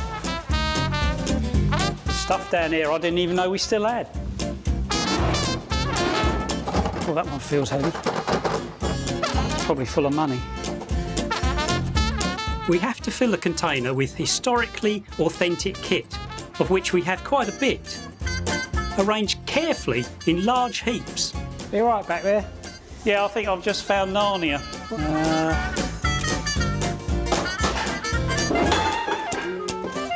We'll see what we've got out here and how much goes in, and then if we need more, we'll have to come back. Mark in Holland was able to tell us what went in the Fallschirmjäger container, but how it went in is anyone's guess. Put the radio in about the middle. Yeah? Yeah. Drop that in. These drop containers had a maximum load capacity of 118 kilos, but they generally only filled them to about 90 to avoid heavy landings. Wheels can go in. A normal platoon needed around 14, and they were colour-coded so they'd know what was in each one. Push. There we go. That's why you don't do your own packing, isn't it? Yeah. This British drop container is known as a Klee, and this one was dropped in the famous Battle of Arnhem. It's such an important historical artefact. Bruce wants it preserved rather than restored. But I think if we can get the off first. Yeah, give it a bit of a rub. Yeah, and then we'll get some like rust converter on and see how it goes. OK, have you got a wire brush there? Yeah. Most military relics are metal and have often been left in dusty barns and garages for decades, exposed to the moist air, which makes the iron oxidise and rust. To sort it, the first thing you need is elbow grease. I just hope there's something left at the end of all this. No, it's the right way up. It makes a bit more sense. You've got obviously some straps for parachutes. Yeah. Some others inside there. You've got the handle for opening. It still moves as well, yeah. We'll have to see what this magic lotion does. Yeah. From what I understand, it turns iron oxide into iron phosphate. And it stops it decaying any further. Rusting is a chemical process, and you need chemicals to stop it. Turning iron oxide into phosphate strengthens the metal and makes the colour darker and richer. Now it's just the old tube. Right, it's got some historical value, but 70 years ago at Arnhem, that metal container could be the difference between life and death. Yeah. I'm back home for America and champing at the bit to see how Phil, Nick and Freddie have got on. Well, howdy there, boys. I'm back and I'm all hamburgered out, but I'm desperate to see how the drop containers come out. All done? Yeah, it's all done. It's all around there. I'm excited. I'm very excited. Can we go and show me me treasure? Right. I've even brought nice weather back for you, look. Yeah. Oh, did you do what I asked for the drop? Have you kitted it out with all the stuff? It's all in there. Let's have a look. So it's kitted out as it would have been in 1944-45, yeah? I've got a buyer for that, the parachute from America, the container, and the uniform from Holland. So the whole lot's going to one bloke. Ah, magic. Listen, let me tell you, that is exactly what the client wants. He is going to be thrilled, absolutely thrilled. The drop container, did you do anything to that, the British one? Yeah, we're giving it a special coating on that now, so the rust won't get any worse. That'll stay like it is now. That's all I want to do. My client's kit took a bit of tracking down, but it's more than paid off. Freddie and the twins have done a cracking job, and now my World War II paratrooper ensemble is worth a good deal more than the sum of its parts. Even including my travel expenses, I'm looking at a very satisfactory profit. But well done, very well done. While Sue's doing a bit of detective work, I've asked the twins to dig out every bit of World War I stock to see what we've actually got. You got all the First World War stuff out, yeah? Yeah. So what's this all about then? This is the 100th anniversary of the Battle of the Somme, right? Yeah. And I keep getting loads of phone calls and emails, people asking if we got First World War stuff. So I need to know what we've got at the moment. Yeah, I mean, this is all we've got, these few bits here. That is a 17-centimetre trench mortar. Right. That came back as a trophy from the Somme. These are all mustard gas shells that go with it. You've got the Levins mortar out. Yeah. The British Levins mortar and the German Minenwerfer mortar were used to fire deadly gas canisters. 190,000 tonnes of poisonous gas was used in World War I, killing 90,000 men. Totally horrific. Pass up one of them helmets. See, these are First World War German helmets. A lot different, isn't it? Put it on, Nick, I'll show you. Oh, that fits. Yeah. Very dapper. That's good. The Germans started the war with spiked Prussian helmets, but soldiers hated them. The spikes gave away their positions in the trenches. They started removing the spikes until the helmets were replaced with the distinctive coal scuttle design, which was still used in World War II. Basically, you can fit an armoured face shield on those as well. Yeah, you wouldn't need to, though, just cut holes in it. No. You could use that on a Saturday night. Yeah. Have you got any smaller soldiers? Yeah, safety helmet. I can't remember, what was that? It's a trench pump. Is it working? No, no, it doesn't work. We ain't got a lot at all, have we? Listen, see if you can get that working, because we ain't got enough. I've got to start building up some serious stock here. 100 years ago, that pump was used to get water out of soggy frontline trenches. If the boys can get it pumping again, it could be worth 1,500 quid.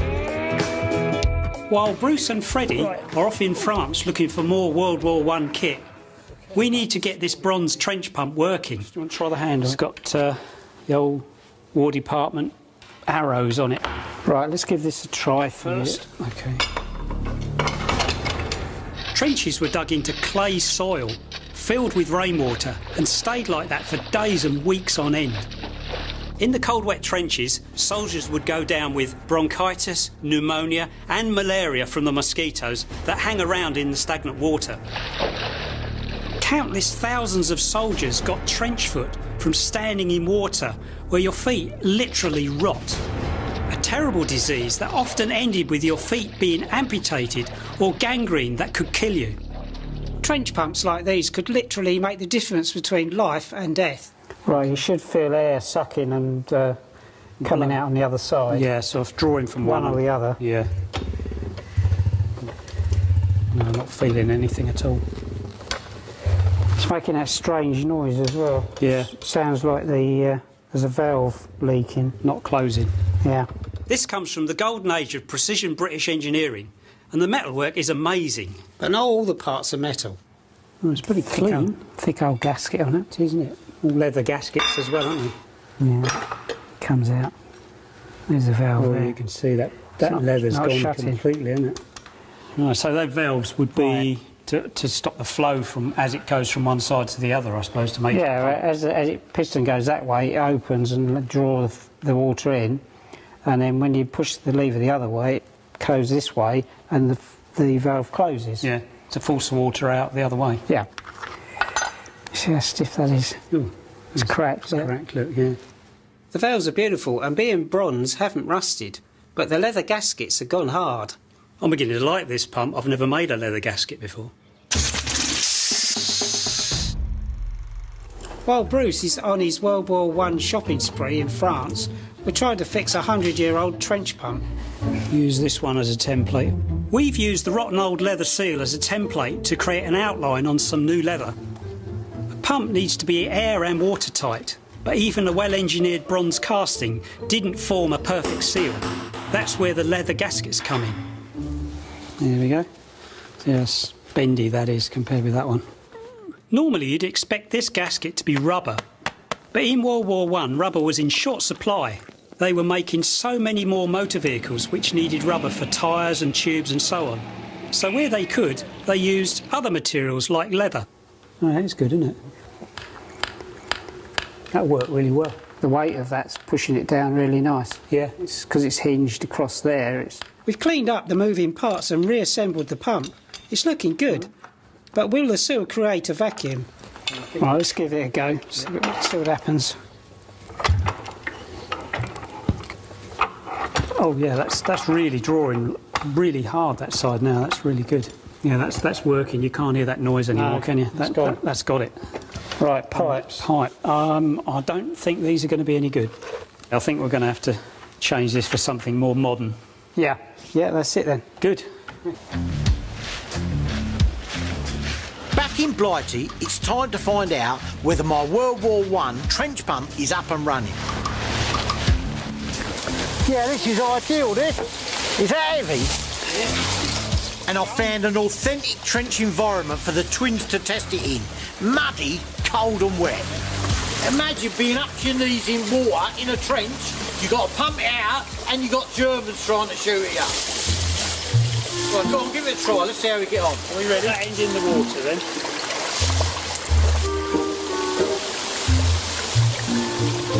It's gaggling. What's it doing? Like bubble.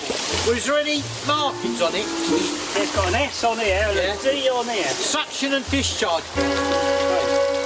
Right. You got it round the wrong way. Right, go on, give it a try. Now. Suck and blow. There we go. There we go. Ah, look at that. That's, go on, give it a prop. Oh, go on. That's really good. That's pumping more than I expected it to. Go on, really give it some. It's, hosing it down. Mate, awesome. 100 years old and that's still pumping like it was brand new. Good British mechanical engineering, that.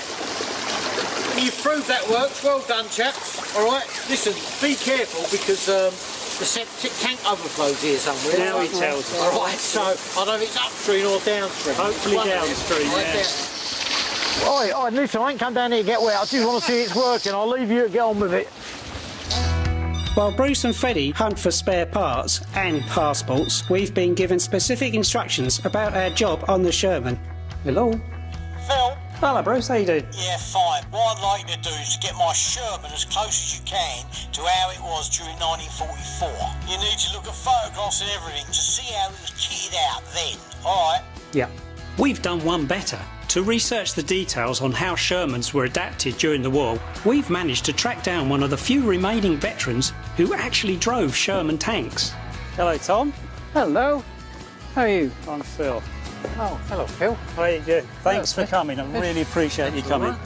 91-year-old Tom was a Sherman tank driver during the ferocious Arnhem campaign called Operation Market Garden, made famous by the film A Bridge Too Far. For the period of the war, he lived and breathed Shermans, but hasn't been near one since. I can hear it squeaking. Yeah? That brings back a few memories, isn't it? How long ago was it since you've driven one of these? Well, I think about 1944. 44? Yeah. Tom remembers the squeaking. They all squeaked, so that's not a problem with ours. This kind of direct hands-on experience can't be found in any manual. We're hoping, as a driver of one of these during the war, you'd be able to help us out with a lot of information, details, anything you can remember. Yeah, I'll try. OK. It's such a privilege for us to talk to a veteran tankie like Tom. How does this sort of look at the front? I mean, how can we up-armour this? We had sandbags in the front. But we didn't have many because sandbags are very difficult to get hold of. Oh, right, OK. Strange, I would have thought it would be easier. You could get plenty of bits of track. Bits of track? And we used to hang them down the front here because the armament on the front here is not all that good. Not great, no. Not all that great. No. And that gave you You felt as if you got a bit of extra safety. Right, okay, yeah. Whether it actually did or You're not not, sure I whether it don't worked know. or not, no. But you felt safer if Right. you had that on the top. Yeah. That's why we did it. Right, okay. So for an authentic touch, we need some extra Sherman track. We'll add that to Bruce's Normandy shopping list. Another good wheeze, and I don't want this to go no further than you and I. Right. But telephone books. Yeah. And them on the floor. Telephone directories. Yeah. Put some of them on the floor. That gives you a bit of... Yeah. Yeah. Deaden it. If you run over a mine. Yeah. Because it's not so thick underneath there. No, they're not very well heavy armoured, are not they? underneath, no. You don't read that in history books. You'd think that being in a tank would be the safest place in a battle, but far from it. You were actually a sitting target. And on the battlefields of Holland, Tom learnt this the hard way. We were harboured up, waiting for fresh ammunition and things to come. So I was designated by the tank commander to go over the road where there were massive greenhouses. All right. He said, "You've got nothing to do. You nip over there and get some tomatoes for us for our breakfast." Yeah. I get in the greenhouses and I'm walking around picking in tomatoes, and suddenly the Germans decided to mortar us. I got the tomatoes in my berry, ran out of the glass house as quick as I could. Yeah, not a good place to be. And dived in the ditch till the barrage stopped, you know. Yeah.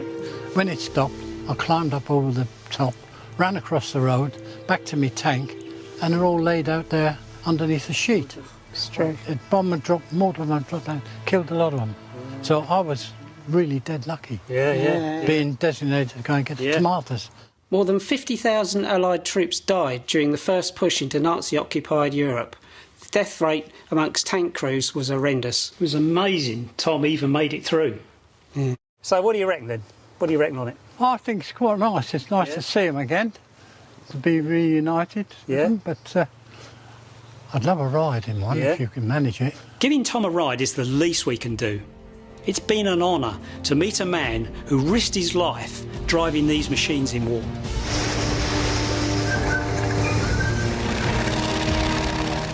I feel strangely nervous driving the Sherman since Tom is clearly the expert. But he seems to be enjoying himself perched on top. So how did that feel after 70 years? That's all right. It's all right. It's the first time I've ever been in this position. Yeah. So he did all right then? Yeah, it was all right. Yeah, Good. that's quite good. And thanks for the drive. That's all right. You You're did well, welcome. really. Praise indeed from the man who drove this on battlefields. We get it on the bench, give it a go and see how it comes up. That sounds good. Bruce's rusty Sherman track has arrived on the first ferry back from France.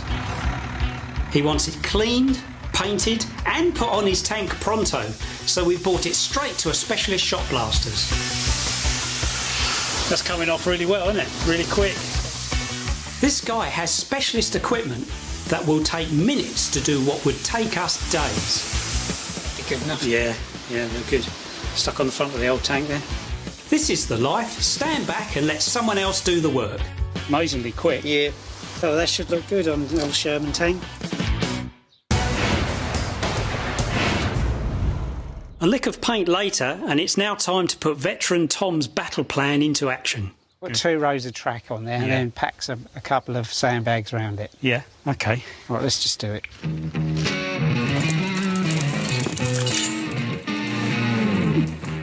During the war, guys driving these tanks didn't have the equipment to hand to weld additional armour on.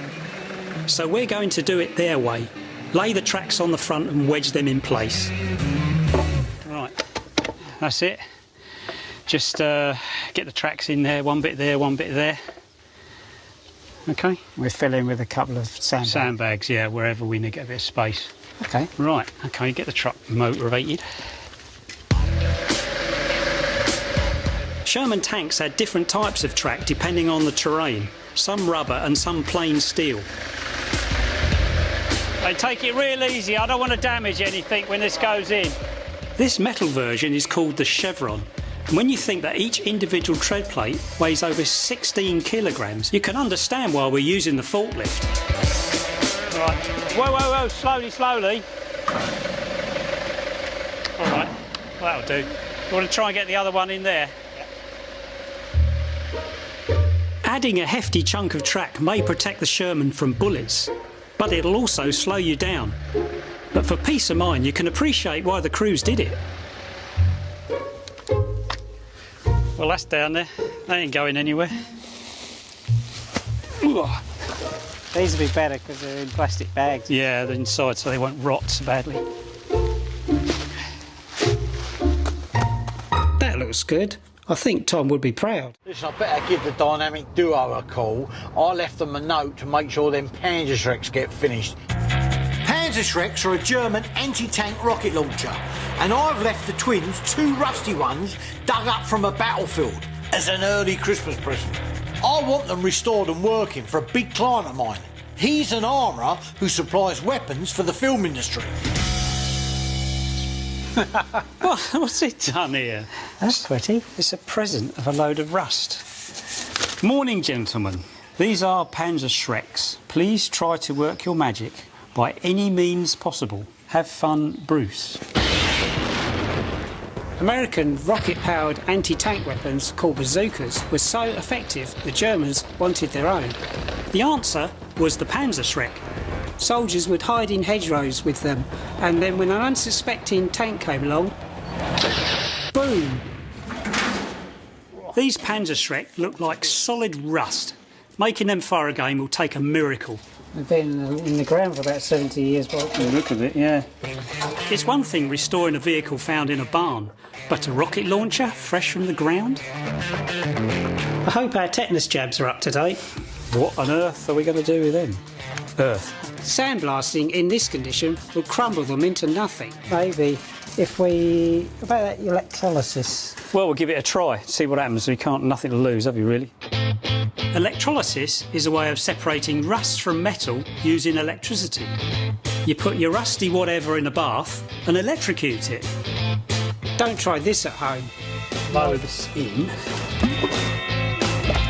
This is the first time we've ever done this, so it's quite exciting. Have a 12-volt transformer, which is more than enough. A Panzerschreck and a metal plate are connected with wires to make an electric circuit. That's there.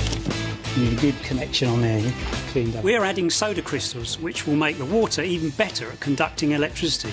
I could sprinkler this in there. Yeah, just put that. Then we turn on the power and remember not to put our hands in the water. We have liftoff. It looks like it's working already. The current is separating the rust molecules from the metal. But there's a lot of rust to get through. It's not a quick process, so... We'll leave it overnight. Yeah, see what it's like in the morning. What we got here, is this cooked yet, you reckon? Oh, ugh, that's disgusting. Bruce has asked us to turn a heap of rust into a working German bazooka, or Panzerschreck. We've left it to soak overnight in water, charged with electricity. Now to see if the magic alchemy has worked. I hope it's not just the 2 handles sticking out here. All right, here we go then. Ooh.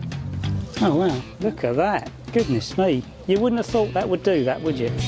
That was really thick on there. Yeah, I mean, that was... Ooh, it looks promising, but I wonder how much of the rocket launcher is left underneath all that brown goo. Give it a rinse off. I'll keep that away. A quick squirt with a hose and a brush down, and we should have a clean Panzerschreck. Or no Panzerschreck. It's taken it right back to bare metal, hasn't it? This is amazing. The Panzerschreck has come back from the grave. It looks a bit battered, but with a bit of luck, it'll fire again. A quick coat of red oxide primer to stop the rust returning. And then a coat of colour. The Germans call Dunkelgelb. Well, this is how it would have come from the factory, just in this plain colour. Like vehicles, Panzerschrecks were issued in this light yellow-brown paint. Then camouflage colours were added by the soldiers, depending on the landscape they were hiding in. I mean, the more random, the better. I've lost... Where is it? Is it there? Where at? Yep, that looks pretty good, that does. It's better than the old Sistine Chapel. Job done. Bruce wants this Panzerschreck to fire again to impress a client, so we need to send it off to the armourers to make sure it's battle-ready and firing fit. Well, hopefully, with what we've got here, we're going to be able to put a whole pair of guns together. While the twins are doing up the German Panzerschreck, Bruce has given me a box of bits for a British equivalent, the Piat anti-tank missile launcher. Now he wants a complete one. This is going to be tough, so I've called in my son Lewis to help. Right, where should we start? Let's have a look what we've got in here first. Where's the manual? We didn't get a manual, unfortunately. It's like a 70-year-old jigsaw, except there's no picture on the cover. Piats were dropped behind enemy lines for use by British paratroopers. So the Piat needed to be simple to assemble, use and repair. So let's go with the foresight first. And then we want the rear sight. So I've got your range, the stand at the front. Let's try that trigger mechanism. That is obviously the old shoulder thing. So far, so good. But now we need to fit the spring. The power of that spring projects that round out the front of the Piat towards the enemy target. Without this spring, it will just trickle out the end. So this has got a bit of oomph in it. The Piat had to fire a heavy anti-tank round the length of 3 football pitches at about 80 metres a second. That takes a big spring tightly compressed. So now all we've got to do is squash all up into there. You ready? You got it? No. Hurry up. Back. Slowly, slowly. I can't help feeling I'm at the wrong end of the spring here. Push. There it is. Hurry up. Right, hold it. Anything? Push. Go on. That's on now. Oh, there we go. That's the spring compressed. Now to fit it. Now that obviously drops down in there. Ooh, easy. Perfect. Hopefully it'll work. Yeah. Good job we put it together and not Bruce, though. One Piat ready for action.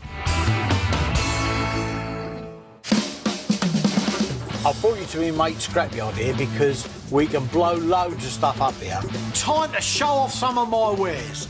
I have a potential buyer for my Panzerschreck, and he wants to see a demo before he commits to the deal.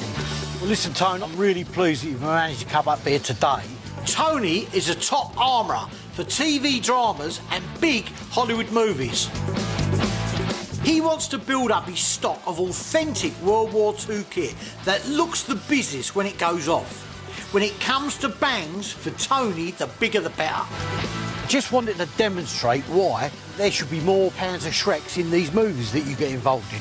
The twins have done a cracking job on them Panzerschrecks and tell me that one of them is in a fit state to fire. I hope, for everybody's sake, they're right. Right, gents. Freddie, this is Tony. Hiya, Freddie. Tony. This is Hoos. This is Ian. Demonstrating a newly renovated Panzerschreck needs an expert's touch, and there's nothing ex-para mate Ian doesn't know about World War II rocket launchers. Ian's like Bazooka Joe. He lives for anti-tank weapons. Right, this is a Panzerschreck, or Tank Terror, yeah? It's an 88mm recoilless rocket launcher. OK, it's effective up to about 150 metres. The bloke's camouflaged it.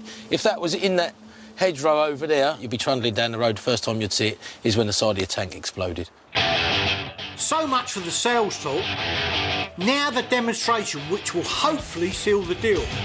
To make it more spectacular, we've set up a target on water to make a big splash, so to speak. Who's going to fire, by the way? Let's do it. Right, take control of the weapon. Get it in your shoulder. That's it, that goes in your shoulder. Yeah? Yep. Right, that boat over there is your target. OK. Does that feel comfortable? Yeah, mate, it's nice. Yeah? Load me up. When you're ready, right, pull the trigger. Fire. That's astounding. That was wicked. How'd you hit that? Mike did it out the water. That was gobsmacking. Even I was impressed. I'm not sure if I want to sell it now.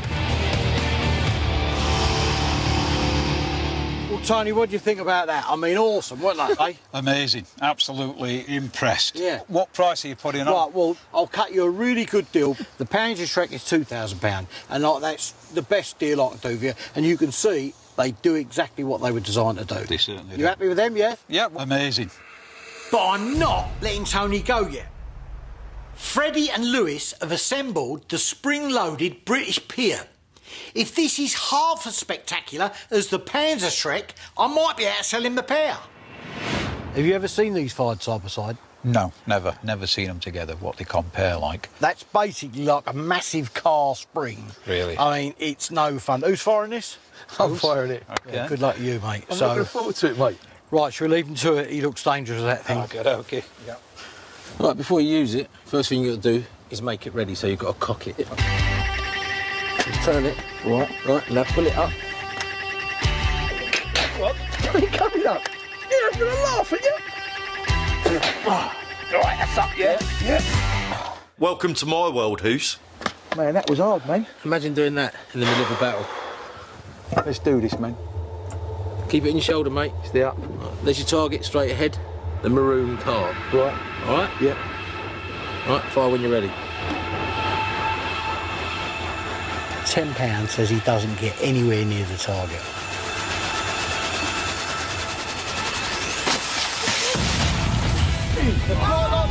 You're still putting soda. Did you see that? That was Tony's car. It just cost me a tenner each. I tell you, it was a bit of kickback on it, but it was really good. Really very well, mate. I've got to be honest with you. You've even hit the thing and blown it to pieces, mate. That was excellent. Yeah.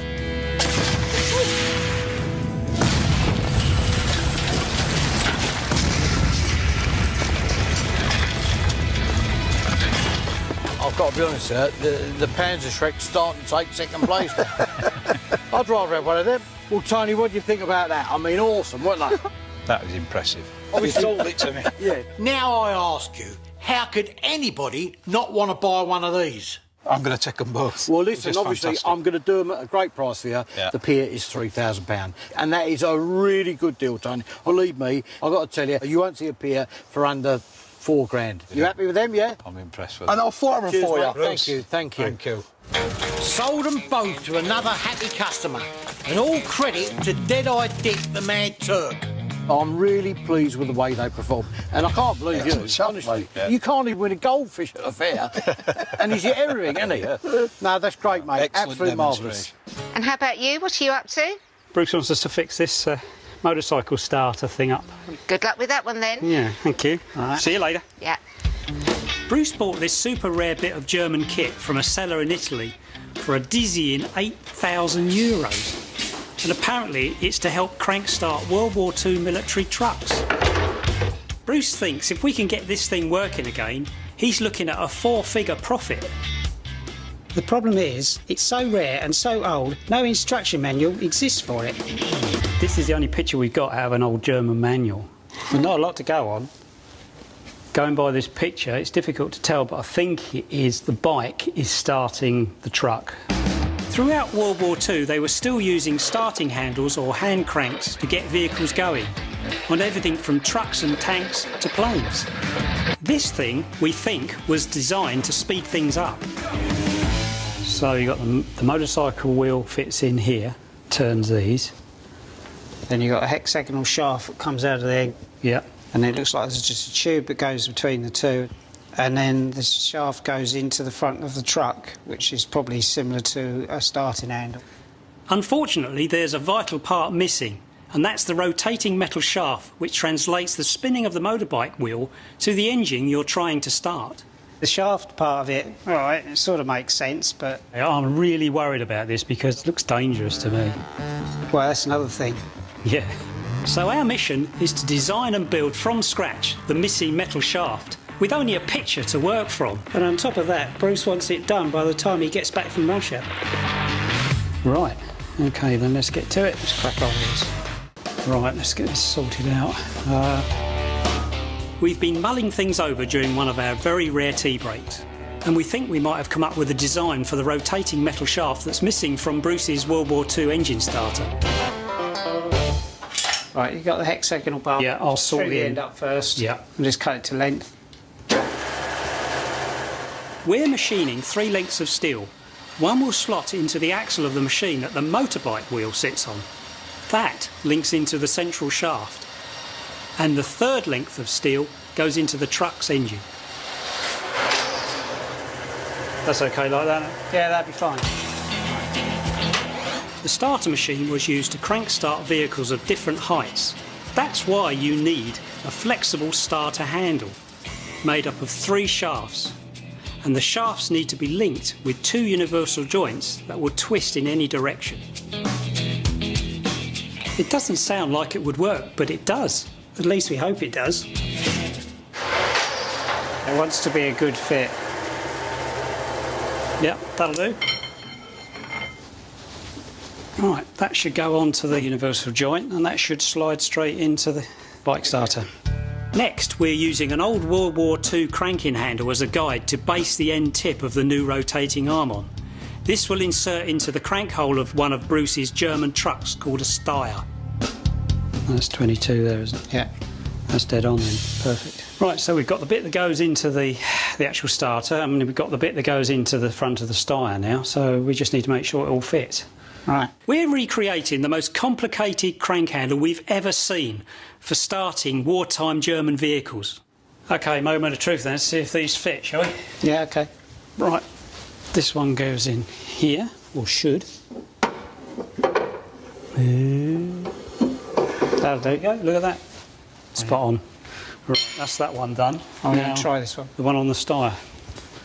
The Steyr 1500A was a German troop carrier and is the closest vehicle Bruce owns to the one in the picture. Let's just hope it fits. That's it, you're in. Oh, that's all right. That's good. Perfect. We're at least halfway there. Just need to join all these bits together and get it working. To connect the 3 tubes, we've welded the universal joints in place.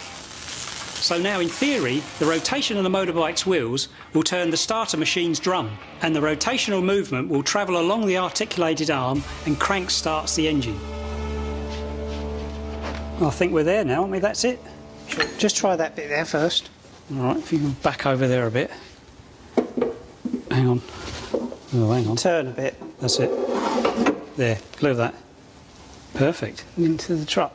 That's ideal. How are we getting on? Started yet? No, not yet. Well, it looks good, I've got to tell you. Even if it don't run, it looks the part. When I found this machine in Italy, I knew I'd struck gold. I know buyers of German kit that will be fighting to be the one to own this. I'm desperate for this to come off. So have you worked out everything, how it all works? Yeah, we think we've got it. Right, OK. As per the picture. Have you guys had a chance to test this out? No, this is the first go. So the chances of something going drastically wrong are actually 50-50. Yeah. But if you start whizzing round and round, what's your safe word? Help. This is the only example of this bit of kit I've ever seen, and I've seen a lot of German kit. This is my version of hauling up the Mary Rose. OK, then, Freddie, you want to jump on the bike? You can do the holding of the handle, and I'll do the difficult bit, turn the ignition on. And I'll do the extremely difficult bit of watching. What, and running away? Yeah. You can catch me as I come flying over. Right. We may be joking and japing, but this is pretty airy stuff.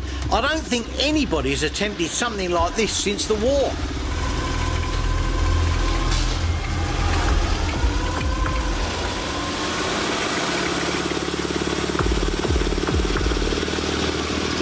Is that fast enough? Not fast enough. It looks like the motorbike's wheels have to be spinning scaringly fast to get the articulated arm revolving quick enough to turn over the engine. If the bike comes off the treadmill, I've lost a 40 grand war relic. And Freddie, of course. Yes. Whoa! Yes. There we go. Great. Amazing.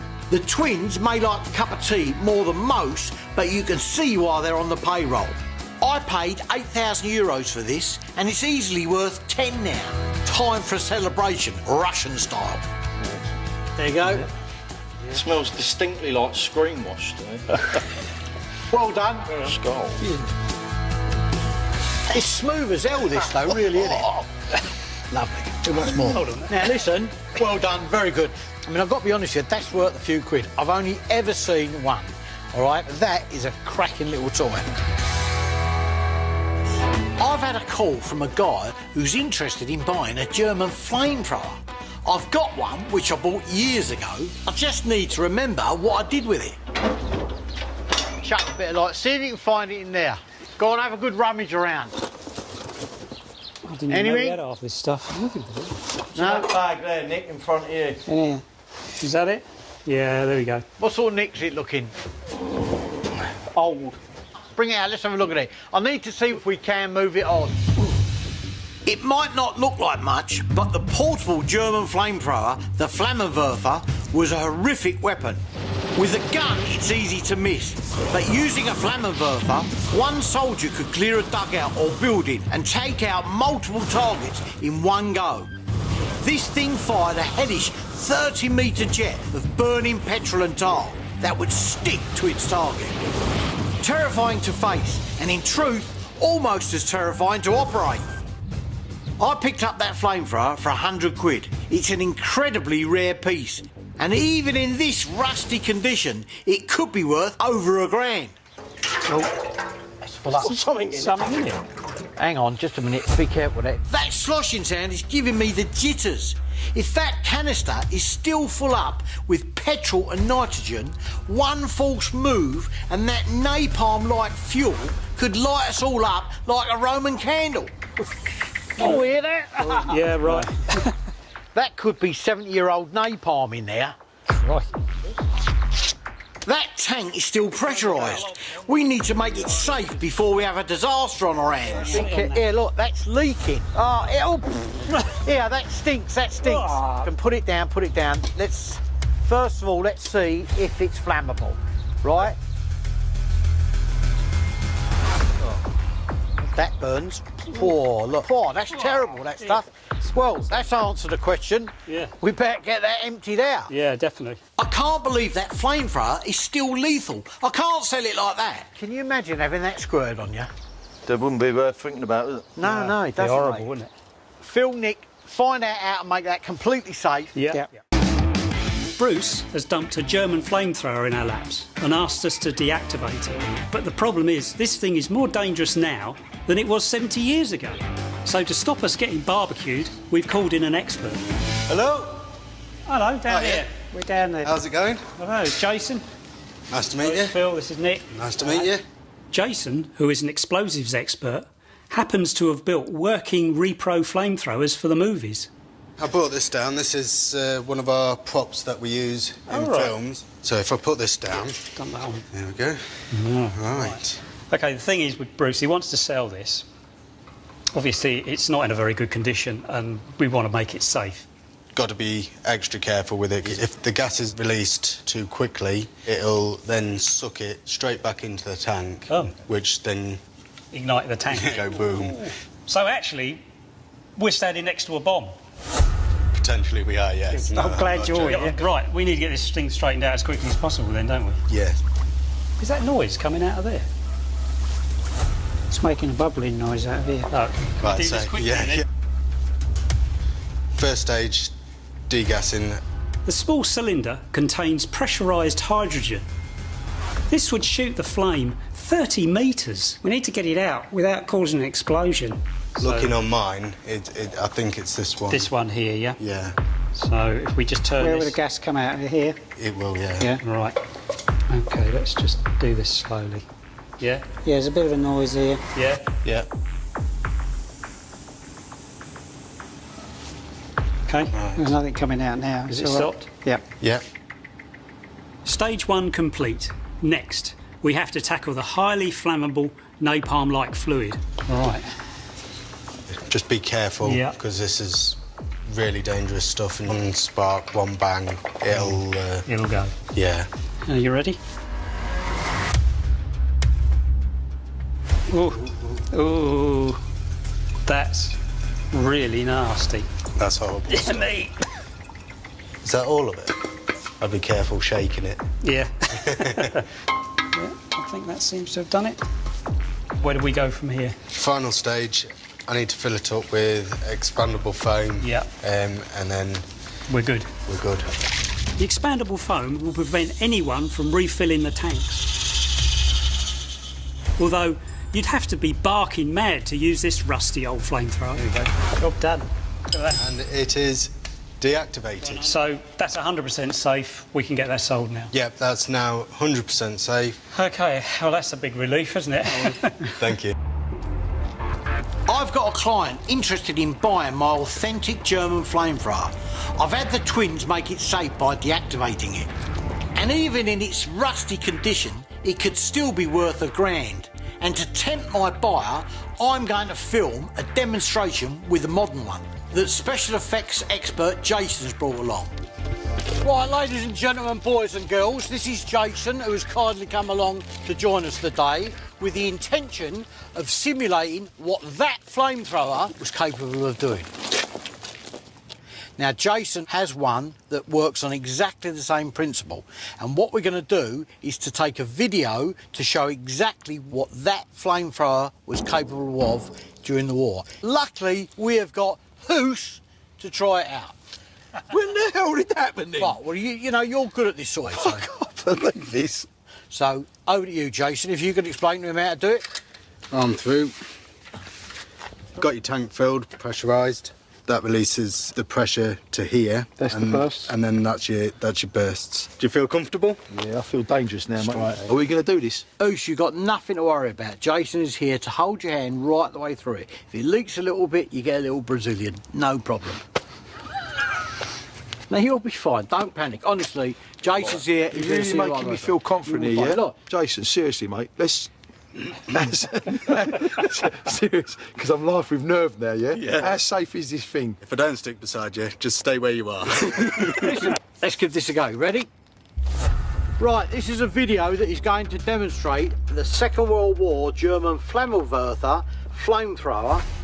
We're using a modern day equivalent to show you exactly what it could do.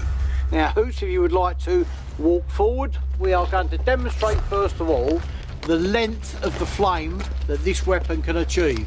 Now, if everybody's at a safe distance, Jason, if I could ask you to light him up, please. Hoos, did you sign those insurance forms I gave you last night? Okay. Are we good to go? Good to go. Right. Firing! Whoa! And again, please, Hoos.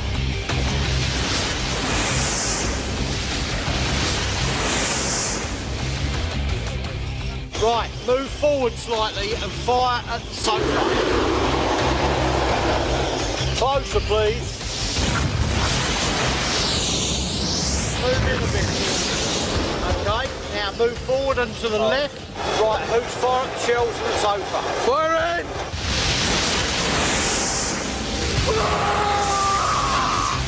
God, that's brilliant.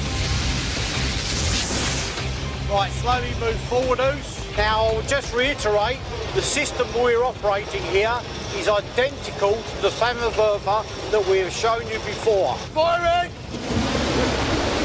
Move in closer.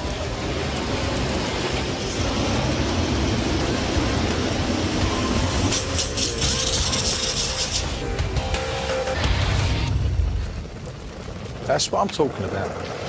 Now, if you don't want to buy that after that demonstration, don't worry, because I'll keep it. Otherwise, get on the old phone and give me a call. All I've got to do now is send that video to my client and he'll be bashing my door down to buy it. Well, if that don't sell it, nothing will. But I've got to tell you, I'm off, because look what you've done to the place.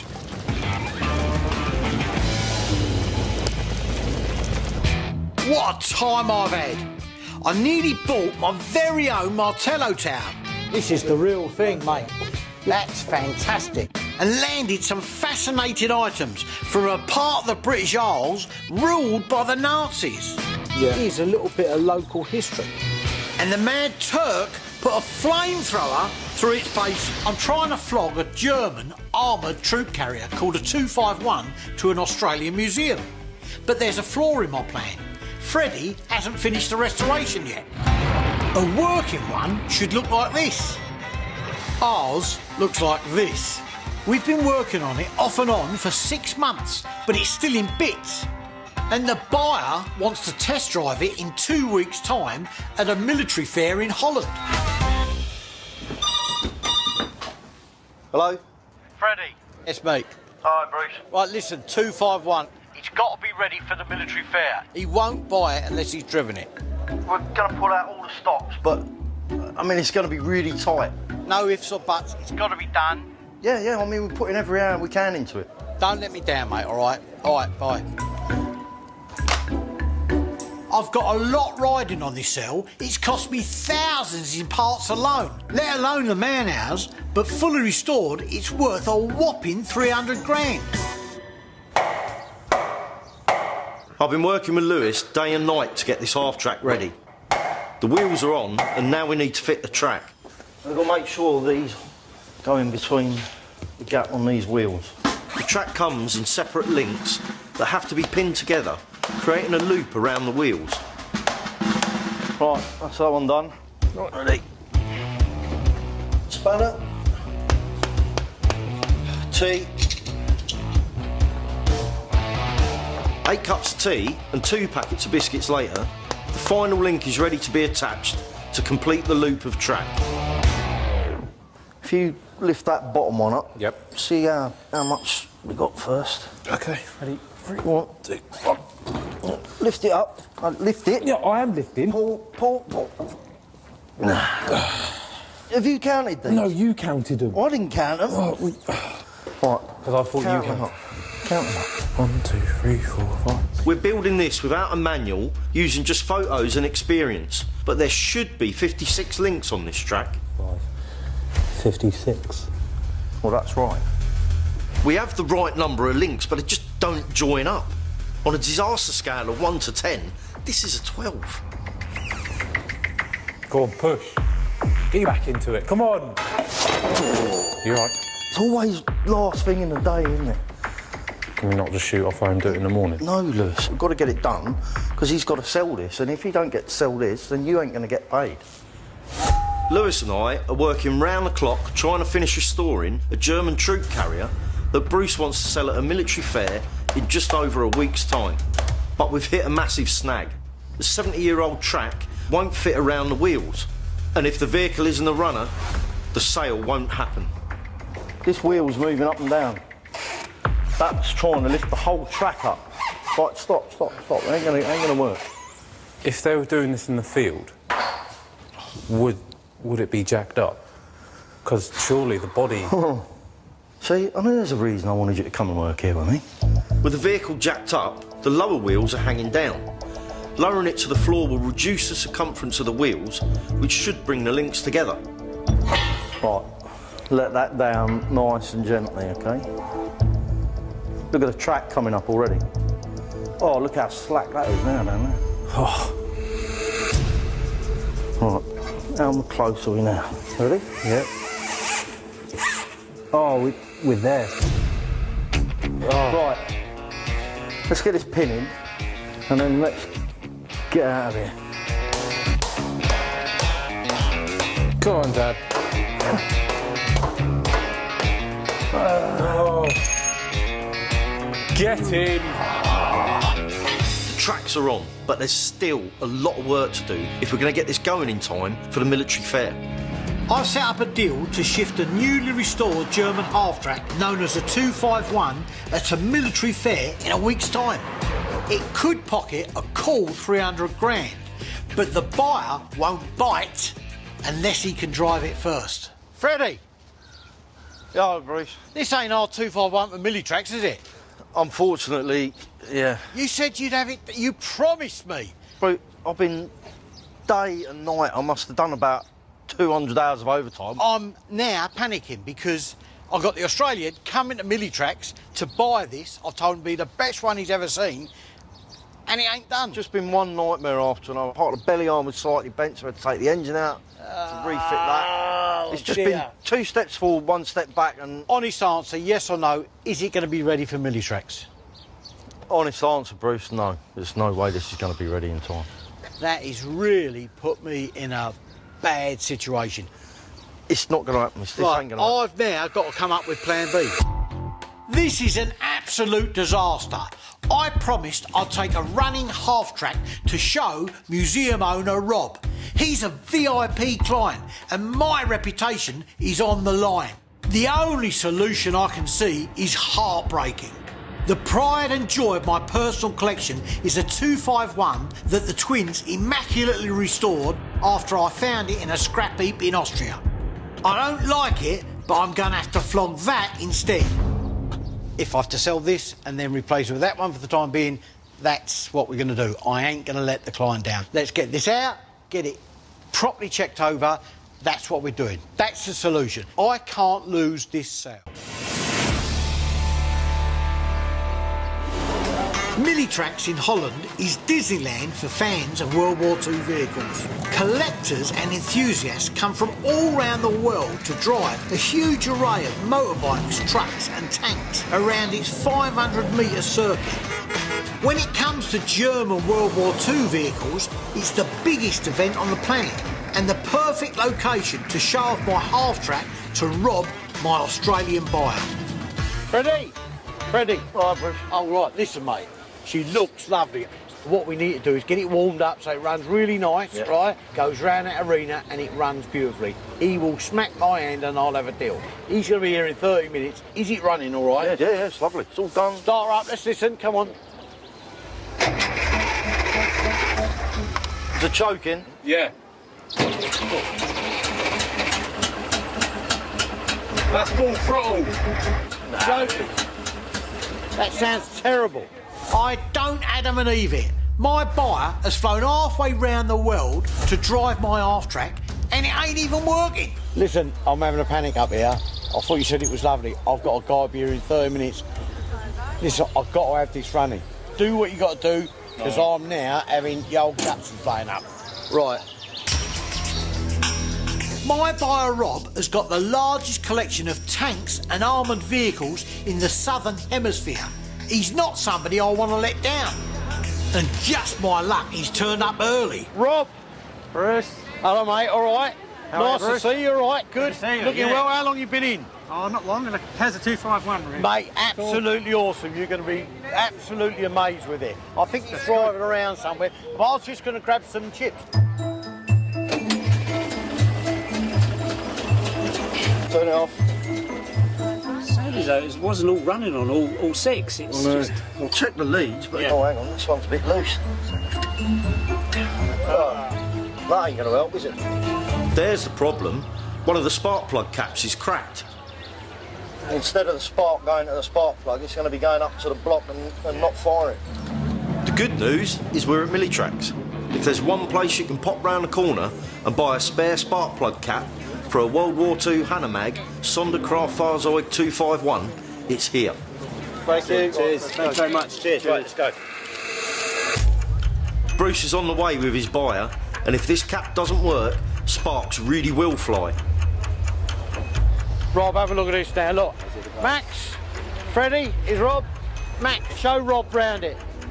So, what's the score? Is it done? Well, it was a spark plug cap, but I've literally just put it on. I don't know if it's going to work. Just run it up. Keep your fingers crossed it'll run, right? Yeah. All right. Once I hear that half-track start up, I'll be able to relax a little. Try it then, Freddie. Listen to that. Sounds okay. Sounds beautiful. Listen, that sounds lovely.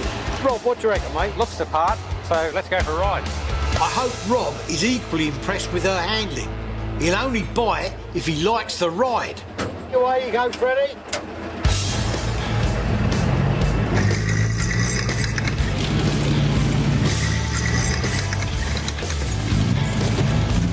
So what do you reckon, Rob? Look, goes like a dream. Handles beautifully, you know. Very nice. You can't phone up and get one of these off the shelf. It's nice to have a vehicle in this condition, Bruce, that's in good running order. All running order, all original parts. This armoured troop transporter was the half-track workhorse of the German army. It could carry 12 people, and its tracks meant it could be used across almost any terrain. with a top speed of 53 kilometres per hour. Hold on to your hat! Nice. Very nice. Ain't bad, he's 70 years old. Lovely vehicle, Bruce. Thank you. Very nice. I'm glad you appreciate. Great. Very impressed. Rob sounds like he's going to bite, but before he sees something he likes better, I'd better seal the deal. So what do you reckon then, Rob? Yeah. I mean, she does look good. She drives Very lovely, nice. as I Very said. nice. All there, all original, and runs and drives exactly how I said it would. What do you reckon? Well, it was fantastic, Bruce. It's everything you said it was. Well, let's not beat around the bush. It's a 251. Right. Let's say we are 251,000. Listen, I know if you take it, it's going to go to a cracking home, but it's got to be for the right price. And I know what I put into this just with finding the original parts. I could come down to maybe, you know, 310. If I said to you 290 and we'll do the deal. And I'll get to use it in Australia. When you visit, you can drive it. Okay. 290. 290. Okay. All right, I think that sounds like a celebration. We'll Okay. have a beer and crack the deal. Sounds good to me. After you, Rob. Come Thanks, on. Bruce. It breaks my heart to say goodbye to the half-track, but I've made a fair few grand on the deal. Let's hope I don't have a half-track shaped hole in my collection for long. Hey Phil, Nick, come and have a look at this. You ain't gonna believe what's turned up here. What's that? Look, just come and watch what's turning up. You gotta guess what it is. Oh, wow. It's a lorry. It is a Dakota, the most iconic aircraft of the Second World War. Unbelievable. I can't believe we've got this thing, right? Look at it. This is the rear end of a Dakota's fuselage. Not just any Dakota. This one is known to have actually flown on D-Day itself. 900 of these dropped over 25,000 troops on D-Day. I mean, for me, this is just marvellous. The name Dakota actually stands for Douglas Aircraft Company Transport Aircraft. It started life as a DC-3, designed by the aviation engineer Donald Douglas in the 1930s, and it revolutionised air transport.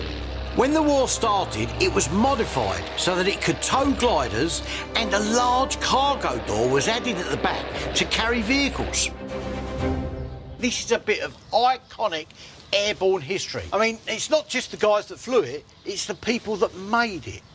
You know? Yeah. These things were predominantly put together on production lines in America by women. The ladies in the factories would have done all the riveting on this. Huge war effort from the ladies.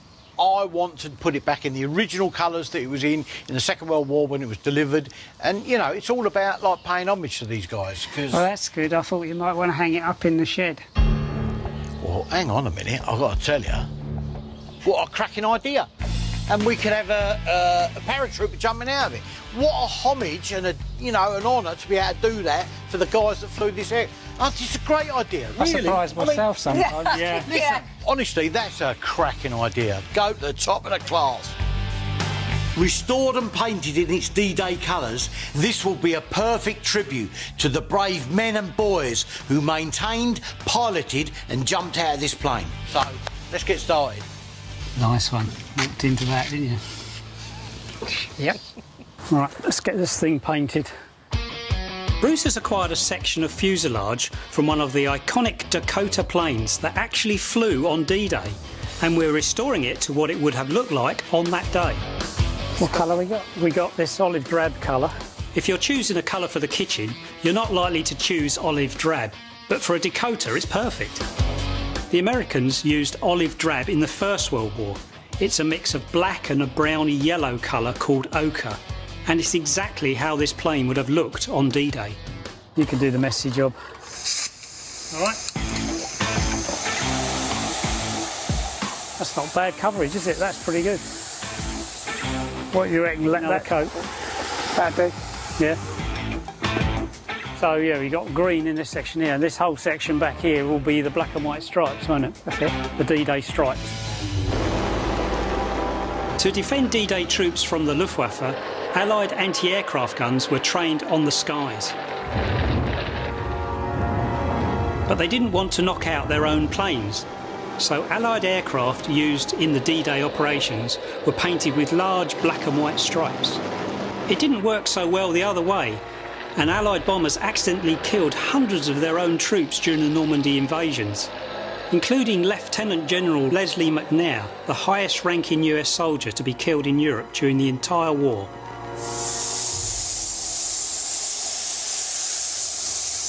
There's it done? Yeah, done that. Give us a hand with the masking on the other side. Yeah.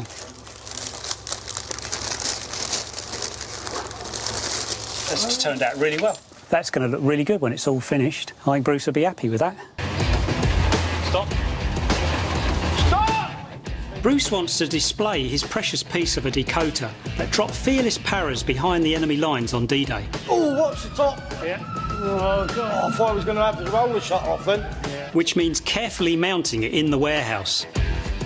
Right, well, there's the frame. It's got to sit on top of there. Hopefully stay there, because if it falls off, it's on top of that.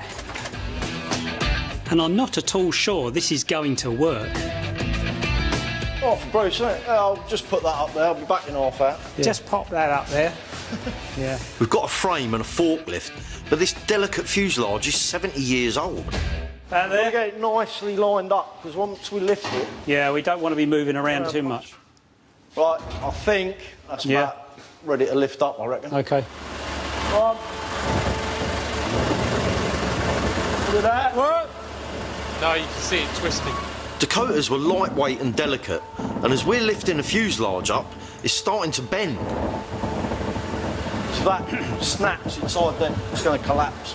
Yeah. And that'll be it, game over. Couple of ratchet straps, a wing and a prayer. Yeah.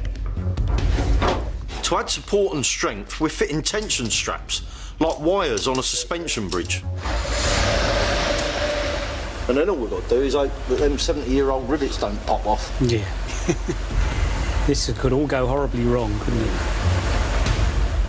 If we mess this up, Bruce's precious D-Day relic will break into bits. As we start to lift, the fuselage starts to creak and groan. Are you ready? No. Careful of the lights. You can't see anything down there, can you? I don't shake it about too much. Can it go up a bit? Nice and gently. How much is this room? It's what it falls on, I'm worried about. How much room we got at the top? About a foot, come on. Little more, little more. Okay, stop, stop, stop, stop. Whoa! Oh, it's bouncing, isn't it? Bouncing? I said gently does it, not bunny hop it in. Just a bit too much. A little bit. About 2 foot to go. What's the top, Lewis? Whoa, whoa, whoa. Hold it, hold it, hold it. Really close to the side of this here.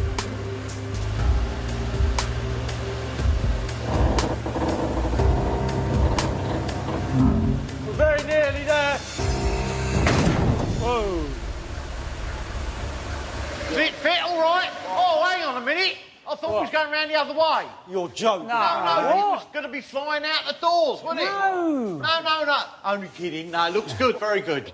I think we may I think have done it. Really well done, chaps, really good. That's my new little tea room up there. So they're the D-Day stripes, that's fantastic. I mean, they must have had that sort of colouring on it at one point, but it really brings it alive, there's no question about it. Go on, look, you put it in position, I'll look out the door, go on.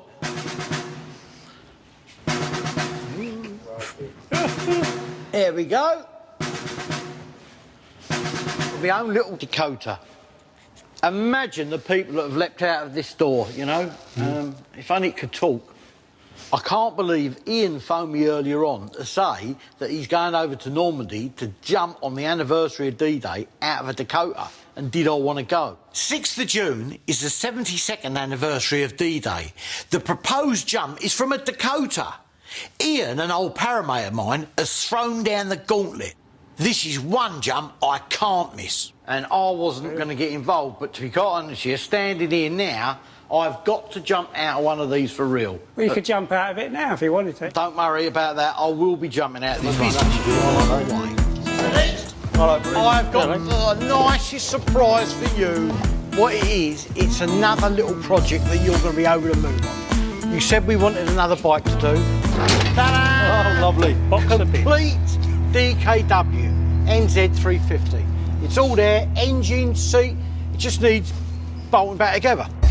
DKW motorbikes were used by German army dispatch riders as they were the fastest form of issuing written orders in the field. Back in the 20s and 30s, DKW, or Dampf-Krafwagen, was the biggest motorbike manufacturer in the world. But reparations at the end of the Second World War meant that they had to hand over their best designs to Harley-Davidson and BSA. A buyer I know has been nosing around for one, and I can smell a nice little profit. Do I spring surprises or what? I mean, yeah. You can go through it and have a look. Surprise is one word for it. There's actually 2 engines here, there's 2 tanks, 2 frames. There's all bit, I mean, it's all a bit of a mix, but I am actually guaranteed that there is a complete bike here. You'll be able to work your magic on this.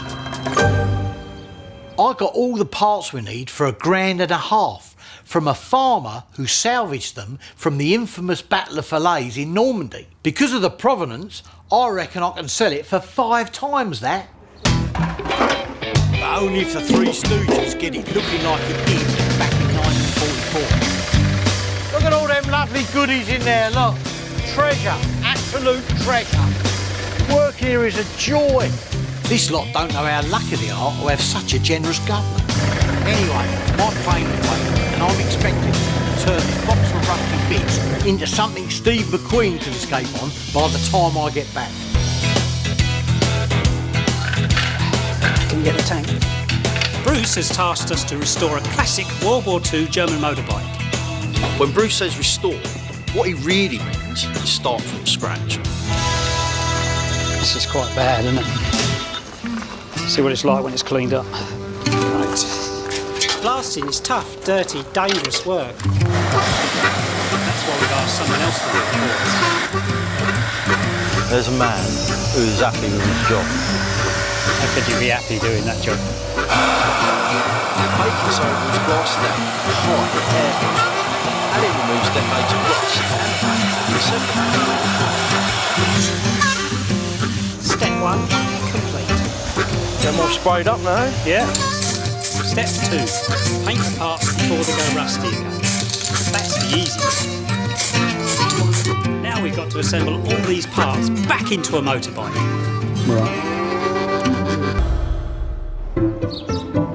Back at HQ, we're doing some proper work, restoring a beaten-up German wartime motorbike that Bruce wants to sell on.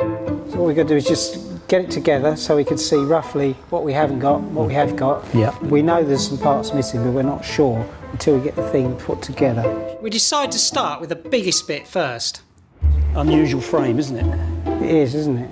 Yeah. Instead of bolting together lots of tubing, DKW reduced the frame to 2 parts, left and right, which were electrically welded together. And apparently, the amount of electric power that took, they could only do it at night. Otherwise, they completely plunged the villages into darkness. Probably. It was a Danish engineer, Jürgen Rasmussen, who started DKW, and the company was always at the forefront of groundbreaking motorcycle design. The bike's pressed steel frame meant that they were both strong and reliable for the Wehrmacht. That's good. That's looking more like a motorbike. Fuel tank.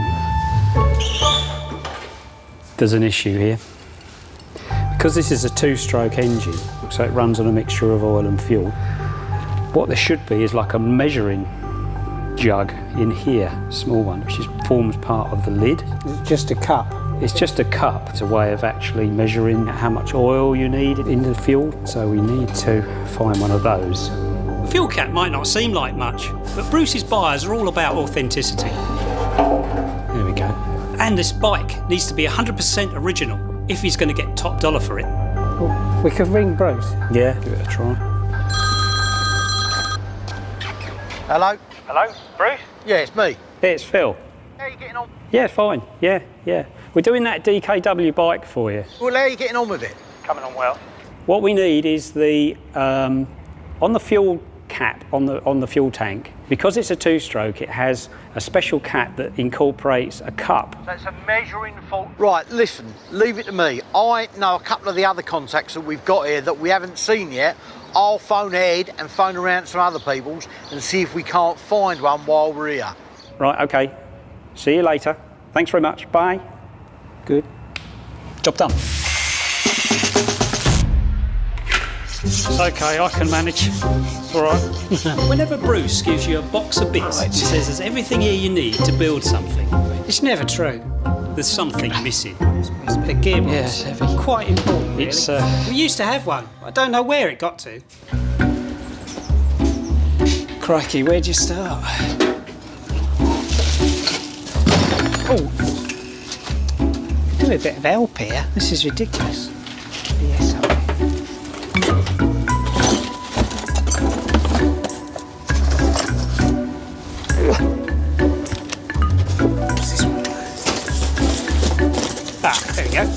lovely. Yeah, got them. Right, so it's all there, isn't it, you reckon? I think so. Well, there's all sort of stampings on these, look. Oh, right, yeah. See that one there, 1044? Yep. So that means this has been made in October 1944. So that means these parts are genuine wartime German parts. So that's great news for Bruce, because that means this thing is the real deal. It's All right. using all the original parts. Oh, good. So, Good selling point. Then. Yeah, much better selling point. Right, that goes in there. Yeah. This bit goes down in there. Right, then this shaft goes in down this side. They're all going in. Oh, that's yeah. brilliant. At last. That's going to be good. Right, next. The cover goes over that. That's good. That's down. Okay, that's it. You just need bearings. Put the covers on, that's it. Job done. Yeah. Right. Brilliant. Okay. Go. I'm back from a successful trip to Finland and I'm keen to see how the boys have got on with restoring the DKW motorbike. I've lined up for my buyer. Righty, it's the King of Finland back from his travels. How are we getting on here, all right? The important thing was the bike. So we're nearly there. It's done. It's done. It's done, well, it can't be because you ain't got that. A fuel cap. Excellent. There you go. Look at That's that. good. Look. So is it done apart from that? Yeah, all done. Well, it looks nice. There are the original panniers. Original panniers. You put the original number plates on it. Yeah. What's it ride like? Have you run it? Well, no, we haven't had a chance to run it yet. No. Well, listen, I wasn't born to look like Steve McQueen and nothing, No, right? you weren't. Listen, get that started, because I ain't too clever about starting them. I'll go and get something to put on my Swede and I'll come back. Hang on. All right, hang on. Tell you what, I like a good laugh. Yeah, it'll certainly be that. Got it. That's got it. Lovely. All right. Sounds all right. All right. Look, appropriately dressed, I will take this for a test drive. Right. Are you sure? Let me have a go. Let's have a go. Molly, out of the way. Way!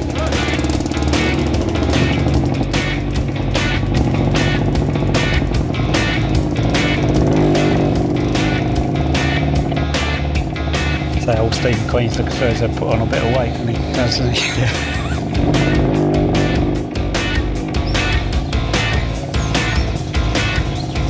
Here he comes. Lovely. I've got to tell you, that drives really nice. It's not the most comfortable thing in the world. Rigid frame. Yeah, rigid frame. I wouldn't like to drive it a long way, but I've got to tell you, after 70 years, done a cracking job putting this back together again. Thank you very much. It sounds lovely. You think they're all 70-year-old parts. Oh, yeah. And it looks lovely. You know, we're bringing history to life again. That's aren't we? right, yeah.